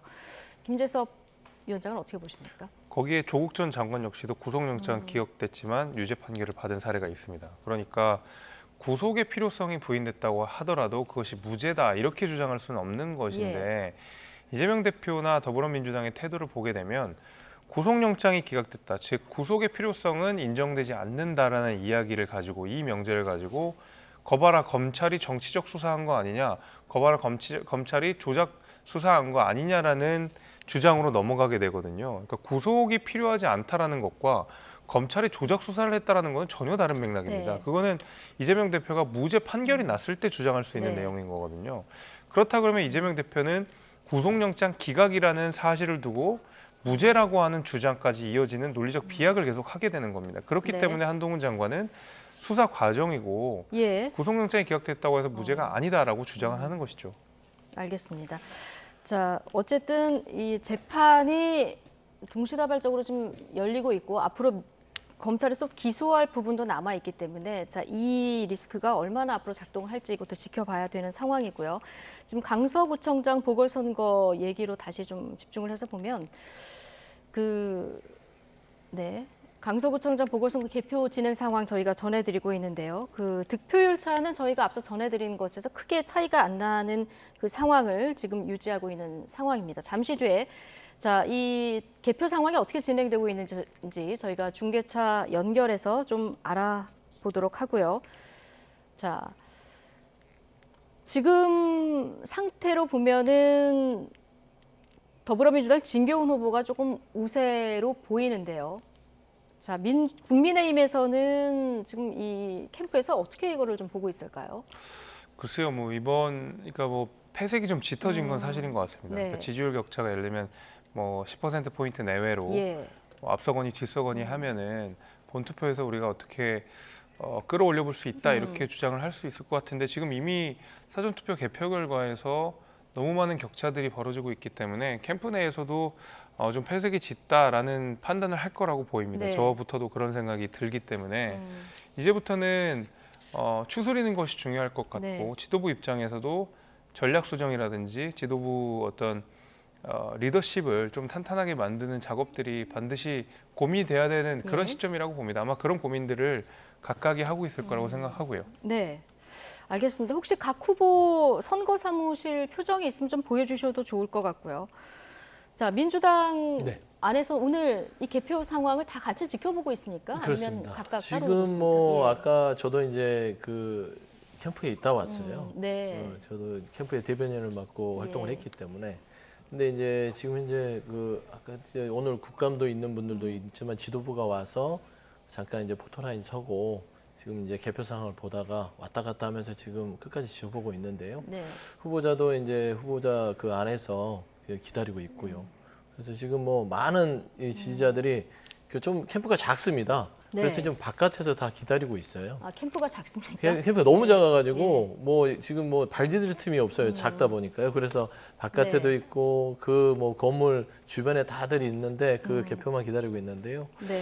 제가 봐서는 지금 현재의 개표 결과 제가 받은 거로는 한 개표가 56% 정도 됐는데 현재까지 한 13만 6천 표 중에 제가 받은 건 그렇습니다. 중에 8만 4천 대 4만 4천이거든요. 그러면 이제 거의 더블 스코어입니다. 네. 그래서 이게 이제 본투표가 지금 개표되고 있는데 이게 패턴이라는 게 있어서요. 네. 아무리 이제 본투표에 좁혀간다 하더라도 이 더블 스코어 자체에서의 크게 어떤 좁힐 수 있는 여력이라든지 그런 지역이 강서 가벌 뭐 병 예. 자체가 뭐 어디 툭 튀어나오는 데가 없거든요. 뭐 그래서 제가 봐서는 뭐 큰 변동이 없다면 네. 압승을 할 수도 있겠다라는 조심스러운 좀 이렇게 예측을 하게 됩니다. 예, 조심스러운 예측을 좀 예, 해주셨는데 예. 어쨌든 지금 이 상황에서 크게 뒤집어지지 않는다면 국민의힘 예상보다는 훨씬 큰 득표 차이로 패할 수도 있는 이런 상황이 될 수도 있는데요. 그렇죠. 뭐 저희가 뭐 아무리 많이 나도 예. 그래도 뭐 10% 이상 나겠느냐 이런 얘기들도 많이 하고 이준석 그랬는데. 전 대표가 18%포인트 차로 질 거다 이렇게 얘기했을 때도 국민의힘에서 그렇죠. 근데 발끈했었는데요. 많은 비판들이 있었음에도 불구하고 현재로서 보면은 18% 이상 18%포인트 이상 차이가 나는 상황이기 때문에 글쎄요, 뭐 이거 뭐 선거 결과가 나와봐야 저도 뭐 추가적으로 말씀을 드리겠지만 여전 격차가 상당 부분 많이 날 거로 예상은 됩니다. 말씀하신 대로 뭐 패턴이랑 있기 때문에 네. 본투표에서 많이 따라잡는다 하더라도 상당 부분 이 지지율 격차, 투표율 격차가 날 것은 조금 예상이 네. 됩니다. 네. 개표가 지금 중반 정도 진행이 됐는데요. 진교훈 후보가 61, 김태우 후보가 34% 정도 보이고 있습니다. 지금 개표 현장에 저희 YTN 중계차가 나가 있는데요. 자, 이 상황 어떻게 돌아가고 있는지 현장 취재 기자 연결해서 자세히 좀 들어보겠습니다. 박기환 기자 나와 있습니까? 네, 서울 마곡 실내 배드민턴장에 나와 있습니다. 네. 지금 개표가 한 중반 정도 진행되고 있는 거죠? 네, 그렇습니다. 이곳 서울 강서구청장 보궐선거 개표소에서는 한창 개표 작업이 이뤄지고 있습니다. 본격적인 개표가 저녁 8시 50분쯤부터 시작됐고요. 조금 전 밤 11시 50분 기준 개표율은 35%를 넘었고 밤 11시 기준으로 40%를 넘어섰습니다. 개표 작업은 먼저 지난주 시행된 사전투표와 우편투표함부터 개표가 진행됐고 현재는 대부분 마무리 작업이 이뤄지고 있습니다. 이어서 오늘 진행된 선거일 투표함에 대한 분류수 작업 그리고 투표용지 분류 작업이 진행되고 있습니다. 현재 기준으로 더불어민주당 진교훈 후보가 국민의힘 김태우 후보보다 30%포인트 안팎의 차이로 더 많은 표를 얻고 있습니다. 다만 정확한 당락의 윤곽은 개표가 조금 더 진행된 뒤에야 알 수 있을 것으로 보입니다. 이번 선거의 유권자는 강서구민 50만 명으로 이 가운데 24만 3천여 명이 투표에 참여해 최종 투표율은 48.7%를 기록했습니다. 특히 사전투표율은 22.64%로 역대 지방선거와 재보궐선거를 통틀어 최고치를 기록할 정도로 관심이 뜨거웠습니다. 직전 구청장이었던 국민의힘 김태우 후보와 더불어민주당 진교훈 후보의 양강 대결로 진행된 이번 선거. 무엇보다 내년 총선 전 표심을 가늠할 전초전으로 꼽히는 만큼 여야 모두 촉각을 곤두세우고 있습니다.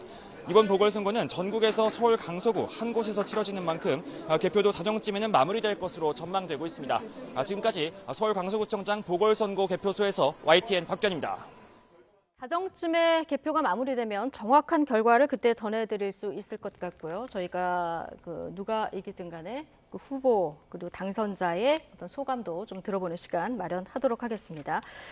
자, 민주당 이원욱 의원이요. 이기는 당은 페니실린 주사를 맞은 격이 될 것이다 이런 얘기를 했거든요. 아마 안주하게 되면 독이 될 거다 이런 얘기를 한 것 같은데요. 자, 어떻게 보십니까? 그게 뭐 양비론적인 얘기예요. 뭐 이렇게 장단이 있는 것이죠. 어떤 현상에 네. 있어서는. 그래서 그런 얘기를 할 수 있는데 굳이 왜 그런 얘기를 하셨을까 싶어요. 속으로 생각하시고 말하자면 지금 현재 강서구청장 선거가 정말 네. 압승을 해서 다음에 정권 심판을 쭉 이어가야 되는데 그거는 좀 내부적으로 얘기를 해야지. 그리고 이럴 때는 정말 국민들이 이 독선적인 이 정부의 공천과 이 국정 운영에 대해서 반드시 심판해줘서 다음 총선에서는 정말 다시는 국민을 무시하는 그런 정치, 그다음에 위정자가 나오지 않도록 해야 된다. 이게 바로 우리 이 야당이 해야 될 일이고 야당이 반드시 총선에 승리해야 된다. 우리 비판하던 비명이 우리가 앞장서겠다. 차라리 이런 얘기를 했었으면 예. 좋을 텐데. 근데 핵심은 안주하지 말아라 이거 아닙니까? 그 말을 해도 저도 그런 얘기를 해요.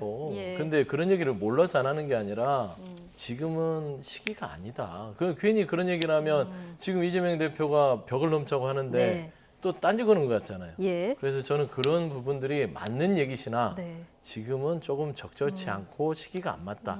그래서 조금 아껴놨다가 나중에 하셨으면 좋겠어요. 네. 그래서 저는 이번 선거의 결과에 따라서 이제는 민주당은 이제 혁신의 어떤 발동을 걸어야 됩니다. 혁신의 발동을 걸어야 예, 한다. 그리고 두 번째, 이번 선거는요 여당한테만 얘기하는 게 아닙니다. 야당한테도 얘기하는 거예요. 국민을 무시하면 어떻게 되는지 뼈저리게 느낄 수 있는 결과가 나올 것이에요. 그러면은 야당은 어떻게 해야 됩니까? 당내에서 싸우지 않고 네. 국민을 두려워하면서 정치를 해야 된다는 것을 다시 한번 되새기고 정말 초심으로 돌아가서 총선을 준비해야 된다. 저는 그런 말씀 좀 드리고 싶습니다. 네.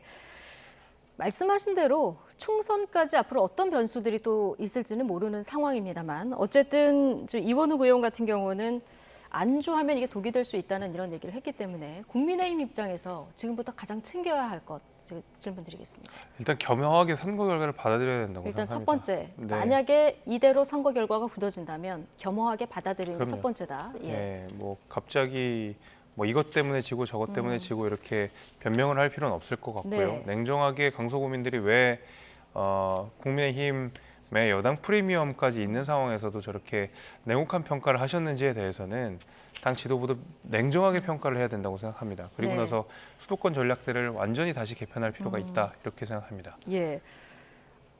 앞서 이제 혁신의 발판을 삼아야 된다 이 네. 얘기 하지 않으셨습니까? 그렇습니다. 근데 혁신의 발판 좀 추상적이에요. 구체적으로 딱 하나를 떠올리신다면. 혁신의 발판은 아까도 말씀드렸다시피 국민의힘의 하태경 의원이 삼선 험지론을 먼저 상대당에서 했잖아요. 네. 이거 민주당에도 좀 자극이 됩니까? 그런 부분들이 자극이 돼야 된다고 보고 보니까 네. 오늘 김두관 의원께서 그런 얘기들을 하셨어요. 당내에서. 그래서 먼저 시발점을 삼으신 것 같은데 그런 거를 시작으로 해서 혁신이라는 것은 결국에는 국민의힘이 하지 못하는 네. 걸 먼저 하는 것입니다. 그래서 국민들이 보기에 아 민주당이 변하고 있구나. 국민 우리를 두려워하고 있구나. 이런 어떤 모습과 태도를 네. 보여줬을 때 총선에서 정권 심판을 주장하는 것들이 먹혀들지 우리가 잘해서 이겼습니다 하는 순간 똑같습니다. 네. 이게 금방 또 변하는 거예요. 그래서 저는 그런 부분에서 당내 혁신이 국민을 두려워하는 혁신이 돼야 된다라는 네. 좀 뭐 또 보면은 추상적일 수는 있지만 그 기준을 삼고 바뀌어야 된다 그렇게 보고 있습니다. 네, 알겠습니다. 자, 지금 61대 35% 등으로 격차가 조금 줄어들기는 했고요. 지금 개표 상황이 진행되고 있는데 너무 오래 하셔서 마지막 질문 하나만 더 드리겠습니다.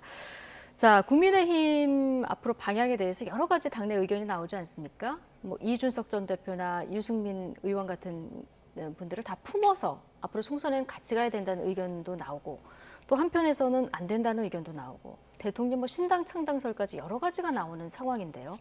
당내 앞으로 어떻게 의견을 수렴해서 어떤 방향으로 나가는 게 가장 맞다고 보십니까? 그러니까 제가 아는 선에서 신당 창당은 예. 낭설이라고 알고 있고요. 낭설이라고 알고 있고. 예, 그 우리 당이 항상 과거에도 국민의힘 전신 정당들이 힘이 있었던 때를 생각하면 네.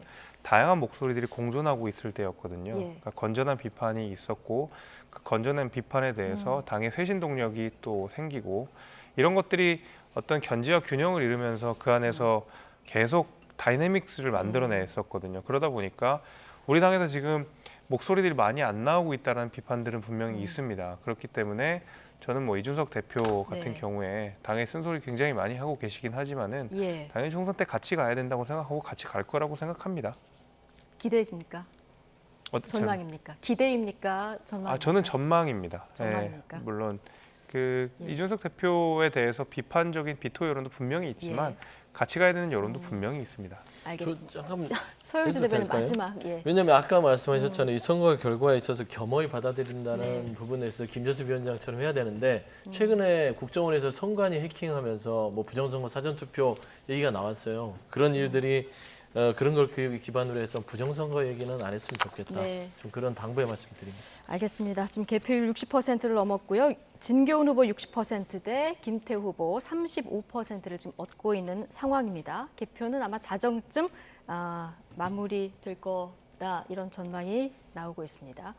자, 개표는 중반 정도 진행되고 있고요. 저희가 개표 상황과 관련해서 좀 들어오는 소식 있으면 다시 전해드리도록 하고요. 자, 나이트 포커스 두 분과는 여기서 인사드리겠습니다. 김재섭 국민의힘 도봉갑 당협위원장, 서영주 더불어민주당 상금 부대변인 두 분과 함께 보궐선거 관련 이야기 오늘 집중 나눠봤습니다. 긴 시간 고맙습니다. 네, 감사합니다.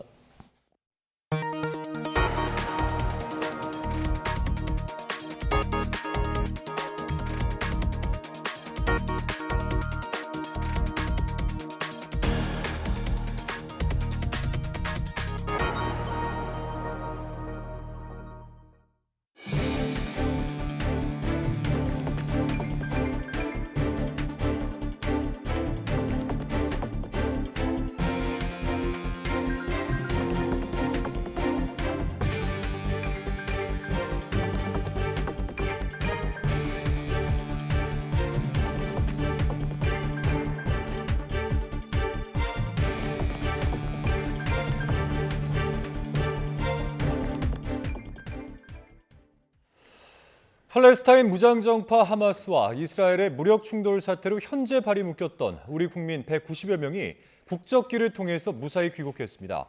오늘 아침 6시 10분쯤 단기 체류 우리 국민 480여 명 가운데 192명은 이스라엘 텔아비브에서 출발한 대한항공 귀국편을 통해서 인천공항에 도착했습니다. 체류하던 다른 27명은 육로로 요르단으로 이동 중이고 30명은 내일 터키 항공을 이용해서 출국할 예정입니다. 대통령실과 정부는 하마스 무장 세력에 의한 민간인 무차별 살상과 인질 사태는 국제인도법을 명백히 위반한 테러 행위라면서 강력히 규탄했습니다. 미국, 영국 등과 발맞추게 나선 건데 이 투자 유치와 수출 시장 등 중동 외교의 변수가 되지는 않을지 촉각을 곤두세우는 모습입니다. 조은재 기자입니다. 이스라엘 하마스 사태가 터진 지 닷새째 윤석열 대통령은 예정에 없던 긴급 경제안보 점검회의를 주재했습니다.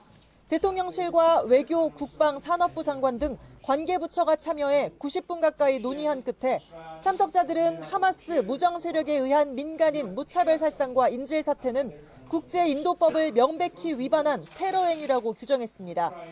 윤 대통령은 복합적인 상호 의존 환경에선 외부의 작은 충격에도 안보와 경제가 한꺼번에 위기에 빠질 수 있다면서 국내외 동향을 철저하게 살피라고 주문했습니다. 선제적으로 리스크 관리를 하지 않아서 골든타임을 놓칠 경우 그 피해는 고스란히 국민들의 몫이 될 수 있음을 명심해야 합니다. 윤 대통령은 방한 중인 미국 상원의원 대표단과 만나서는 하마스의 무차별적 공격을 함께 규탄하고 이번 사태가 조속히 종식돼 영내 안정을 이루도록 한미양국이 건설적인 역할을 하자는 데 뜻을 모았습니다. 지난 7일 하마스의 기습 공격 이후 윤 대통령이 규탄 메시지를 낸 건 처음입니다. 다만 정확한 발언 내용이나 영상 자료는 공개하지 않았는데 이번 사태가 미국과 이란의 대리전 양상으로 번진 첨예한 시점에 대통령이 굳이 전면에 설 필요는 없다는 인식이 반영된 걸로 보입니다. 미국과 영국, 프랑스와 독일, 이탈리아 등 우방들이 하마스의 공격을 테러로 규정하며 이스라엘 지지를 선언한 상황에서 최소한의 발맞추기에 나섰다는 해석이 나옵니다.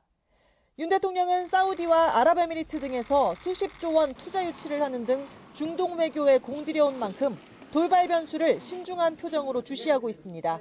YTN 조은지입니다. 이스라엘과 팔레스타인 무장정파 하마스 간의 분쟁에 각각의 나라별로 그리고 같은 나라 안에서도 편이 엇갈리고 있습니다. 서방 국가들은 대체로 이스라엘을 옹호하고 중동 등의 나머지 국가에서는 팔레스타인의 입장을 지지하고 있습니다. 신웅진 기자의 보도입니다. 이스라엘의 강력한 동맹인 미국에서는 연일 친이스라엘 집회가 열리고 있습니다. 세계에서 유대인이 가장 많이 산다는 뉴욕에서는 주지사가 직접 나서 하마스를 규탄했습니다. I stand here to tell you that New Yorkers will never tolerate evil, whether it's committed here in our homeland or in Israel. 그러나 같은 뉴욕에서도 미국 정부의 이스라엘 지원 중단을 촉구하며 팔레스타인을 지지하는 시위가 동시에 열렸습니다. 이탈리아에서는 이스라엘 측 희생자를 추모하는 집회가 열렸습니다. 이처럼 유대인 커뮤니티를 중심으로 영국 등 서방 국가에서는 이스라엘을 옹호하는 움직임이 대부분입니다. 하지만 중동 국가들은 분위기가 정반대입니다. 시위 참가자들은 이스라엘 외교관들을 추방하라고 요구하며 가자 지구에서 벌어지는 무차별적 공격을 비난했습니다. 브라질과 칠레 등 서방에 비해 상대적으로 저개발된 나라에서는 팔레스타인을 옹호하는 집회가 자주 열리고 있습니다. Há 75 anos a Palestina está sendo ocupada, roubada, genocidada, assaltada. E aí agora explodiu. O que explodiu como uma consequência desse corpo que está doente. 이스라엘과 팔레스타인 양쪽으로 편을 갈라 제각각 목소리를 높이고 있는 가운데 평화적 해결과 대화를 촉구하는 외침은 아직 잘 들리지 않고 있습니다. YTN 신홍진입니다. 일본 정부가 이스라엘과 팔레스타인과 각각 개별 전화 회담을 추진하는 것으로 전해졌습니다. 우크라이나를 침공한 러시아를 비난했을 때와는 사뭇 다른 태도인데 원유 의존도가 큰 일본의 대중동 외교 현실이 반영됐다는 분석입니다. 도쿄에서 김세호 특파원입니다. 기시다 후미오 일본 총리가 베냐민 네타냐후 이스라엘 총리, 마흐무드 아바스 팔레스타인 자치정부 수반과 통화를 조율하는 것으로 알려졌습니다. 산케이 신문은 일본이 이스라엘, 팔레스타인과의 독자적인 네트워크로 양측과 대화를 시도하고 평화적 해결을 모색하고 있다고 전했습니다. 일본 정부는 관련 내용에 대해 말을 아끼면서도 사태의 진정을 위해 노력하고 있다고 강조했습니다. 我が国としては引き続き国際社会と連携しつつイスラエル・パレスチナ双方への働きかけを強化し、事態の沈静化に向けて尽力していく考えであります。 아사히 신문은 팔레스타인 수반과 통화하더라도 가자 지구를 시료 지배하는 하마스와 직접 교섭할 수 없어 사태를 타개할지는 불투명하다고 내다봤습니다. 앞서 기시다 총리는 하마스의 이스라엘 공격을 비난하면서도 이스라엘의 가자 지구 보복 공습을 언급하며 양측 모두의 자제를 촉구했습니다. 일본 정부의 이 같은 입장은 우크라이나를 침공한 러시아를 비난하며 우크라이나에 대한 적극적인 지원을 강조한 모습과는 사뭇 다릅니다. 일본 언론들은 일본이 원유 수입의 90% 이상을 중동에 의존하는 현실을 반영한다고 분석했습니다. 1990년 걸프전 당시도 일본은 미국을 주축으로 한 다국적군에 직접 참여하는 대신 130억 달러 재정 지원에만 그쳤고 2001년 9.11 테러 이후 아프가니스탄 전쟁에서도 다국적군의 급유를 지원하는 수준에 머물렀습니다. 에너지 측면에서 중동 국가와 우호 관계가 불가피한 일본의 입장을 보여주는 단면입니다. 이스라엘 하마스 무력 분쟁을 둘러싸고 서방국과 중동 국가들 사이에서 자국 이익의 최대치를 어떻게 맞출지를 놓고 일본 정부의 고심이 한동안 이어질 것으로 보입니다. 도쿄에서 YTN 김세호입니다. 경찰이 대형 입시 업체들과 수능 출제 교사들의 문제 거래 의혹과 관련해 강제 수사에 착수했습니다. 오늘 이른바 빅3 입시학원 중 한 곳인 시대인재를 압수수색했는데 사교육 업체에 대한 고강도 수사가 본격화했다는 분석입니다. 보도에 강민경 기자입니다. 경찰이 서울 강남의 입시학원 시대인재를 압수수색했습니다. 지난달 교육부가 수능 출제 경험이 있는 현직 교사와 대형 입시 학원들 사이 문제 거래 의혹을 공론화한 뒤 처음으로 강제 수사에 돌입한 겁니다. 교사와 문항 거래를 한 사교육 업체 등 21곳에 대해서도 청탁금지법 위반 혐의로 수사 의뢰가 함께 이루어질 것입니다. 교육부가 경찰에 수사를 의뢰한 사교육 업체는 모두 21곳. 여기에는 시대인재와 함께 입시학원과 빅3로 꼽히는 메가스터디와 대성학원이 포함됐습니다. 또 유명 수학 강사 현우진 씨 등 이른바 일타 강사들에 더해 메가스터디의 출판 계열사와 참고서 출판사 비상교육 등도 경찰 수사 대상으로 거론됩니다. 이들은 수능 출제위원 경력이 있는 교사들에게 돈을 주고 얻은 킬러 문항으로 족집게 교재를 만들어 팔거나 배포한 혐의를 받고 있습니다. 수능 문제 거래 의혹에 대한 경찰 수사가 이제 막 시작된 만큼 강제 수사는 다른 업체들로도 확대될 거라는 전망이 나옵니다. 이런 가운데 사교육 카르텔을 둘러싼 범정부 조사는 석 달째 이어지고 있습니다. 윤석열 대통령이 직접 사교육 시장의 문제점을 지적하며 관련 조사가 본격화된 터라 경찰의 수사도 강도 높게 진행될 것으로 보입니다. YTN 강민경입니다. 일본이 후쿠시마 원전 오염수 2차 방류를 제기한 가운데 정치권의 관련 공방이 국정감사의 주요 쟁점으로 떠올랐습니다. 복지위부터 농해 수위까지 상임위 곳곳에서 여야가 충돌했습니다. 권남길 기자입니다. 보건의료 관련 대책 등을 따져 묻기 위해 마련된 보건복지부와 질병관리청 대상 국회 국정감사. 야당은 일본 원전 오염수가 국민 건강에 미치는 영향을 분석한 정부 용역 보고서를 질병관리청이 공개하지 않은 걸 문제 삼았습니다. 최소 20년간 이상의 장기간 추적 조사를 통한 빅데이터 연구가 필요하다고 돼 있어요. 전 국민 대상 추적 조사가 필요하다는 연구 결과를 의도적으로 숨긴 것 아니냐는 겁니다. 논란이 일자 질병청은 고의가 아니라고 사과하면서도 대통령실과의 연관성엔 선을 그었습니다. 대통령실 보고는 되지 않은 것으로 알고 있습니다. 일본의 원전 오염수 2차 방류가 시작된 만큼 야당의 공세는 다른 상임위에서도 이어졌습니다. 특히 환노위 국감에선 방사성 물질을 바닷물에 희석해서 내보내도 되는지를 놓고 야당과 당국자 간 설전이 벌어졌습니다. 사고 원전에 오염수를 희석해서 버려도 된다라고 하는 그 조항이 어디에 있죠? 삼중수소에 대해서 희석하는 이러한 부분에 대한 거, 이거는 이제 국제적으로 그걸 처리하는 방식이라는. 후쿠시마산 농수산물 수입을 둘러싼 공방도 팽팽했습니다. 정부 여당이 양국관리법 개정안에 대한 거부권을 윤석열 대통령에게 건의한 이후 민주당 이재명 대표가 내놓은 이 발언이 신경전의 불씨가 됐습니다. 후쿠시마 농산물은 사줄 수 있어도 우리 농민의 쌀은 사줄 수 없다는 그런 말입니까? 후쿠시마 인근 농수산물 수입은 2013년부터 금지됐는데 이 대표가 오해를 불러올 언급을 했다고 여당이 발끈한 겁니다. 그냥 액면대로만 본다면은 우리가 후쿠시마 농산물을 수입을 했다라는 얘기로 그렇게 인정되지 않겠습니까? 민주당은 전혀 문제될 게 없다며 오히려 오염수 방류에 대한 우리 정부의 소극적 대응을 지적하며 맞불을 놨습니다. 주요 정치 이슈에 묻혀 한동안 수면 아래로 내려갔던 일본 원전 오염수 방류 문제가 국정감사를 계기로 다시 전국에 뜨거운 감자가 되는 분위기입니다. YTN 권남기입니다. 국가보훈부가 광주광역시 등에서 추진하는 정율성 기념사업을 즉각 중단하고 이미 설치된 흉상 등의 기념사업을 철거하라고 권고했습니다. 박민식 보훈부 장관은 정율성 기념사업은 대한민국의 정체성을 부인하는 것이라고 지적했습니다. 자, 직접 들어보겠습니다.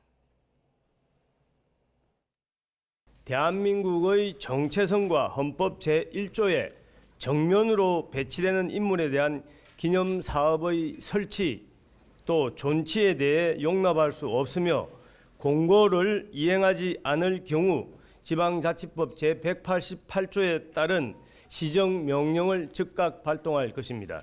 북한의 기습 남침으로 시작된 6.25 전쟁은 우리 국민에게 씻을 수 없는 상처를 입혔습니다. 정율성이 만든 군관은 적군의 사기를 진작시켰고 그 자신은 북한군 및 중공군과 함께 직접 서울까지 내려온 인물입니다.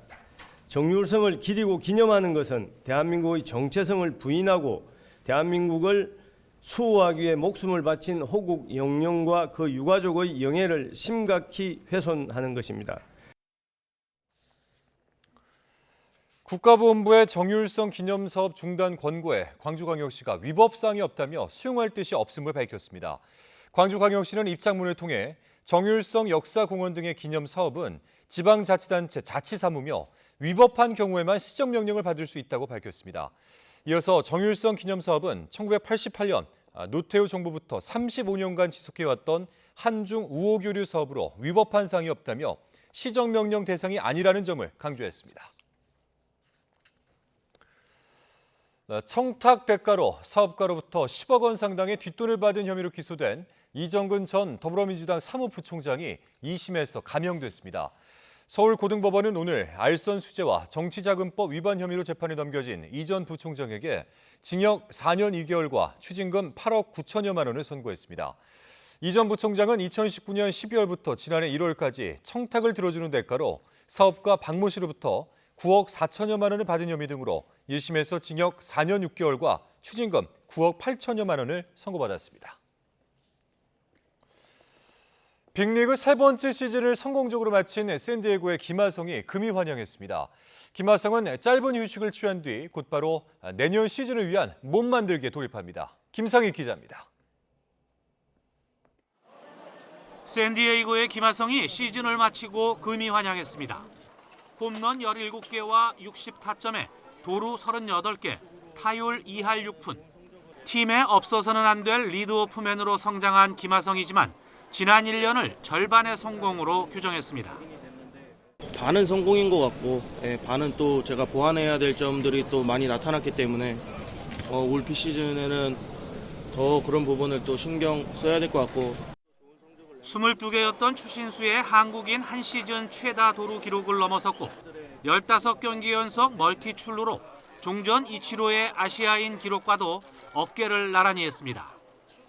시즌 막판 복통으로 아시아 최초 20홈런 40도루 고지를 밟지 못한 게 못내 아쉬웠지만 골드글러브 수상에 대한 욕심은 숨기지 않았습니다.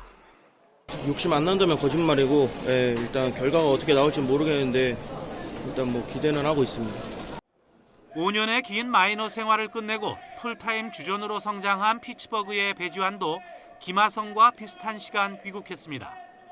내년 시즌 미국 무대에 진출하는 또 한 명의 코리안 리거 이정우의 합류에 대한 기대감도 나타냈습니다.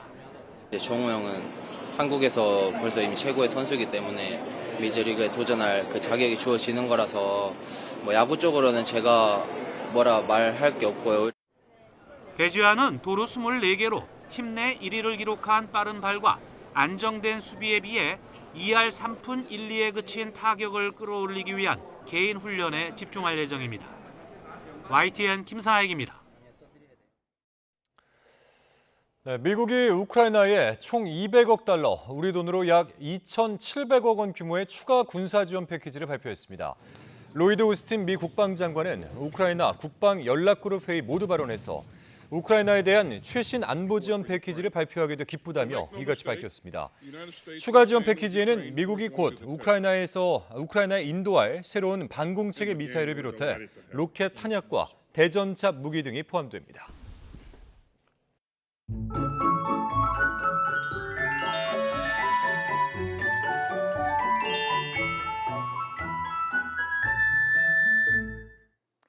깊어가는 가을만큼 하늘도 점점 더 높아지고 있습니다. 내일도 높고 파란 청명한 가을 하늘이 함께하겠고 서울 낮 기온이 23도까지 오르는 등 오늘과 비슷하거나 조금 낮은 수준을 보이며 선선하겠습니다. 다만 여전히 일교차가 10도 안팎으로 크게 납니다. 아침, 저녁에는 날이 꽤 쌀쌀한 만큼 옷차림에 신경 써주시기 바랍니다. 또 강원도에서는 아침까지 서리와 짙은 안개를, 충북과 남부 내륙에서는 짙은 안개를 주의해 주시고 동해안과 제주 해안에서는 너울성 파도에 의한 안전사고에 유의해 주시기 바랍니다.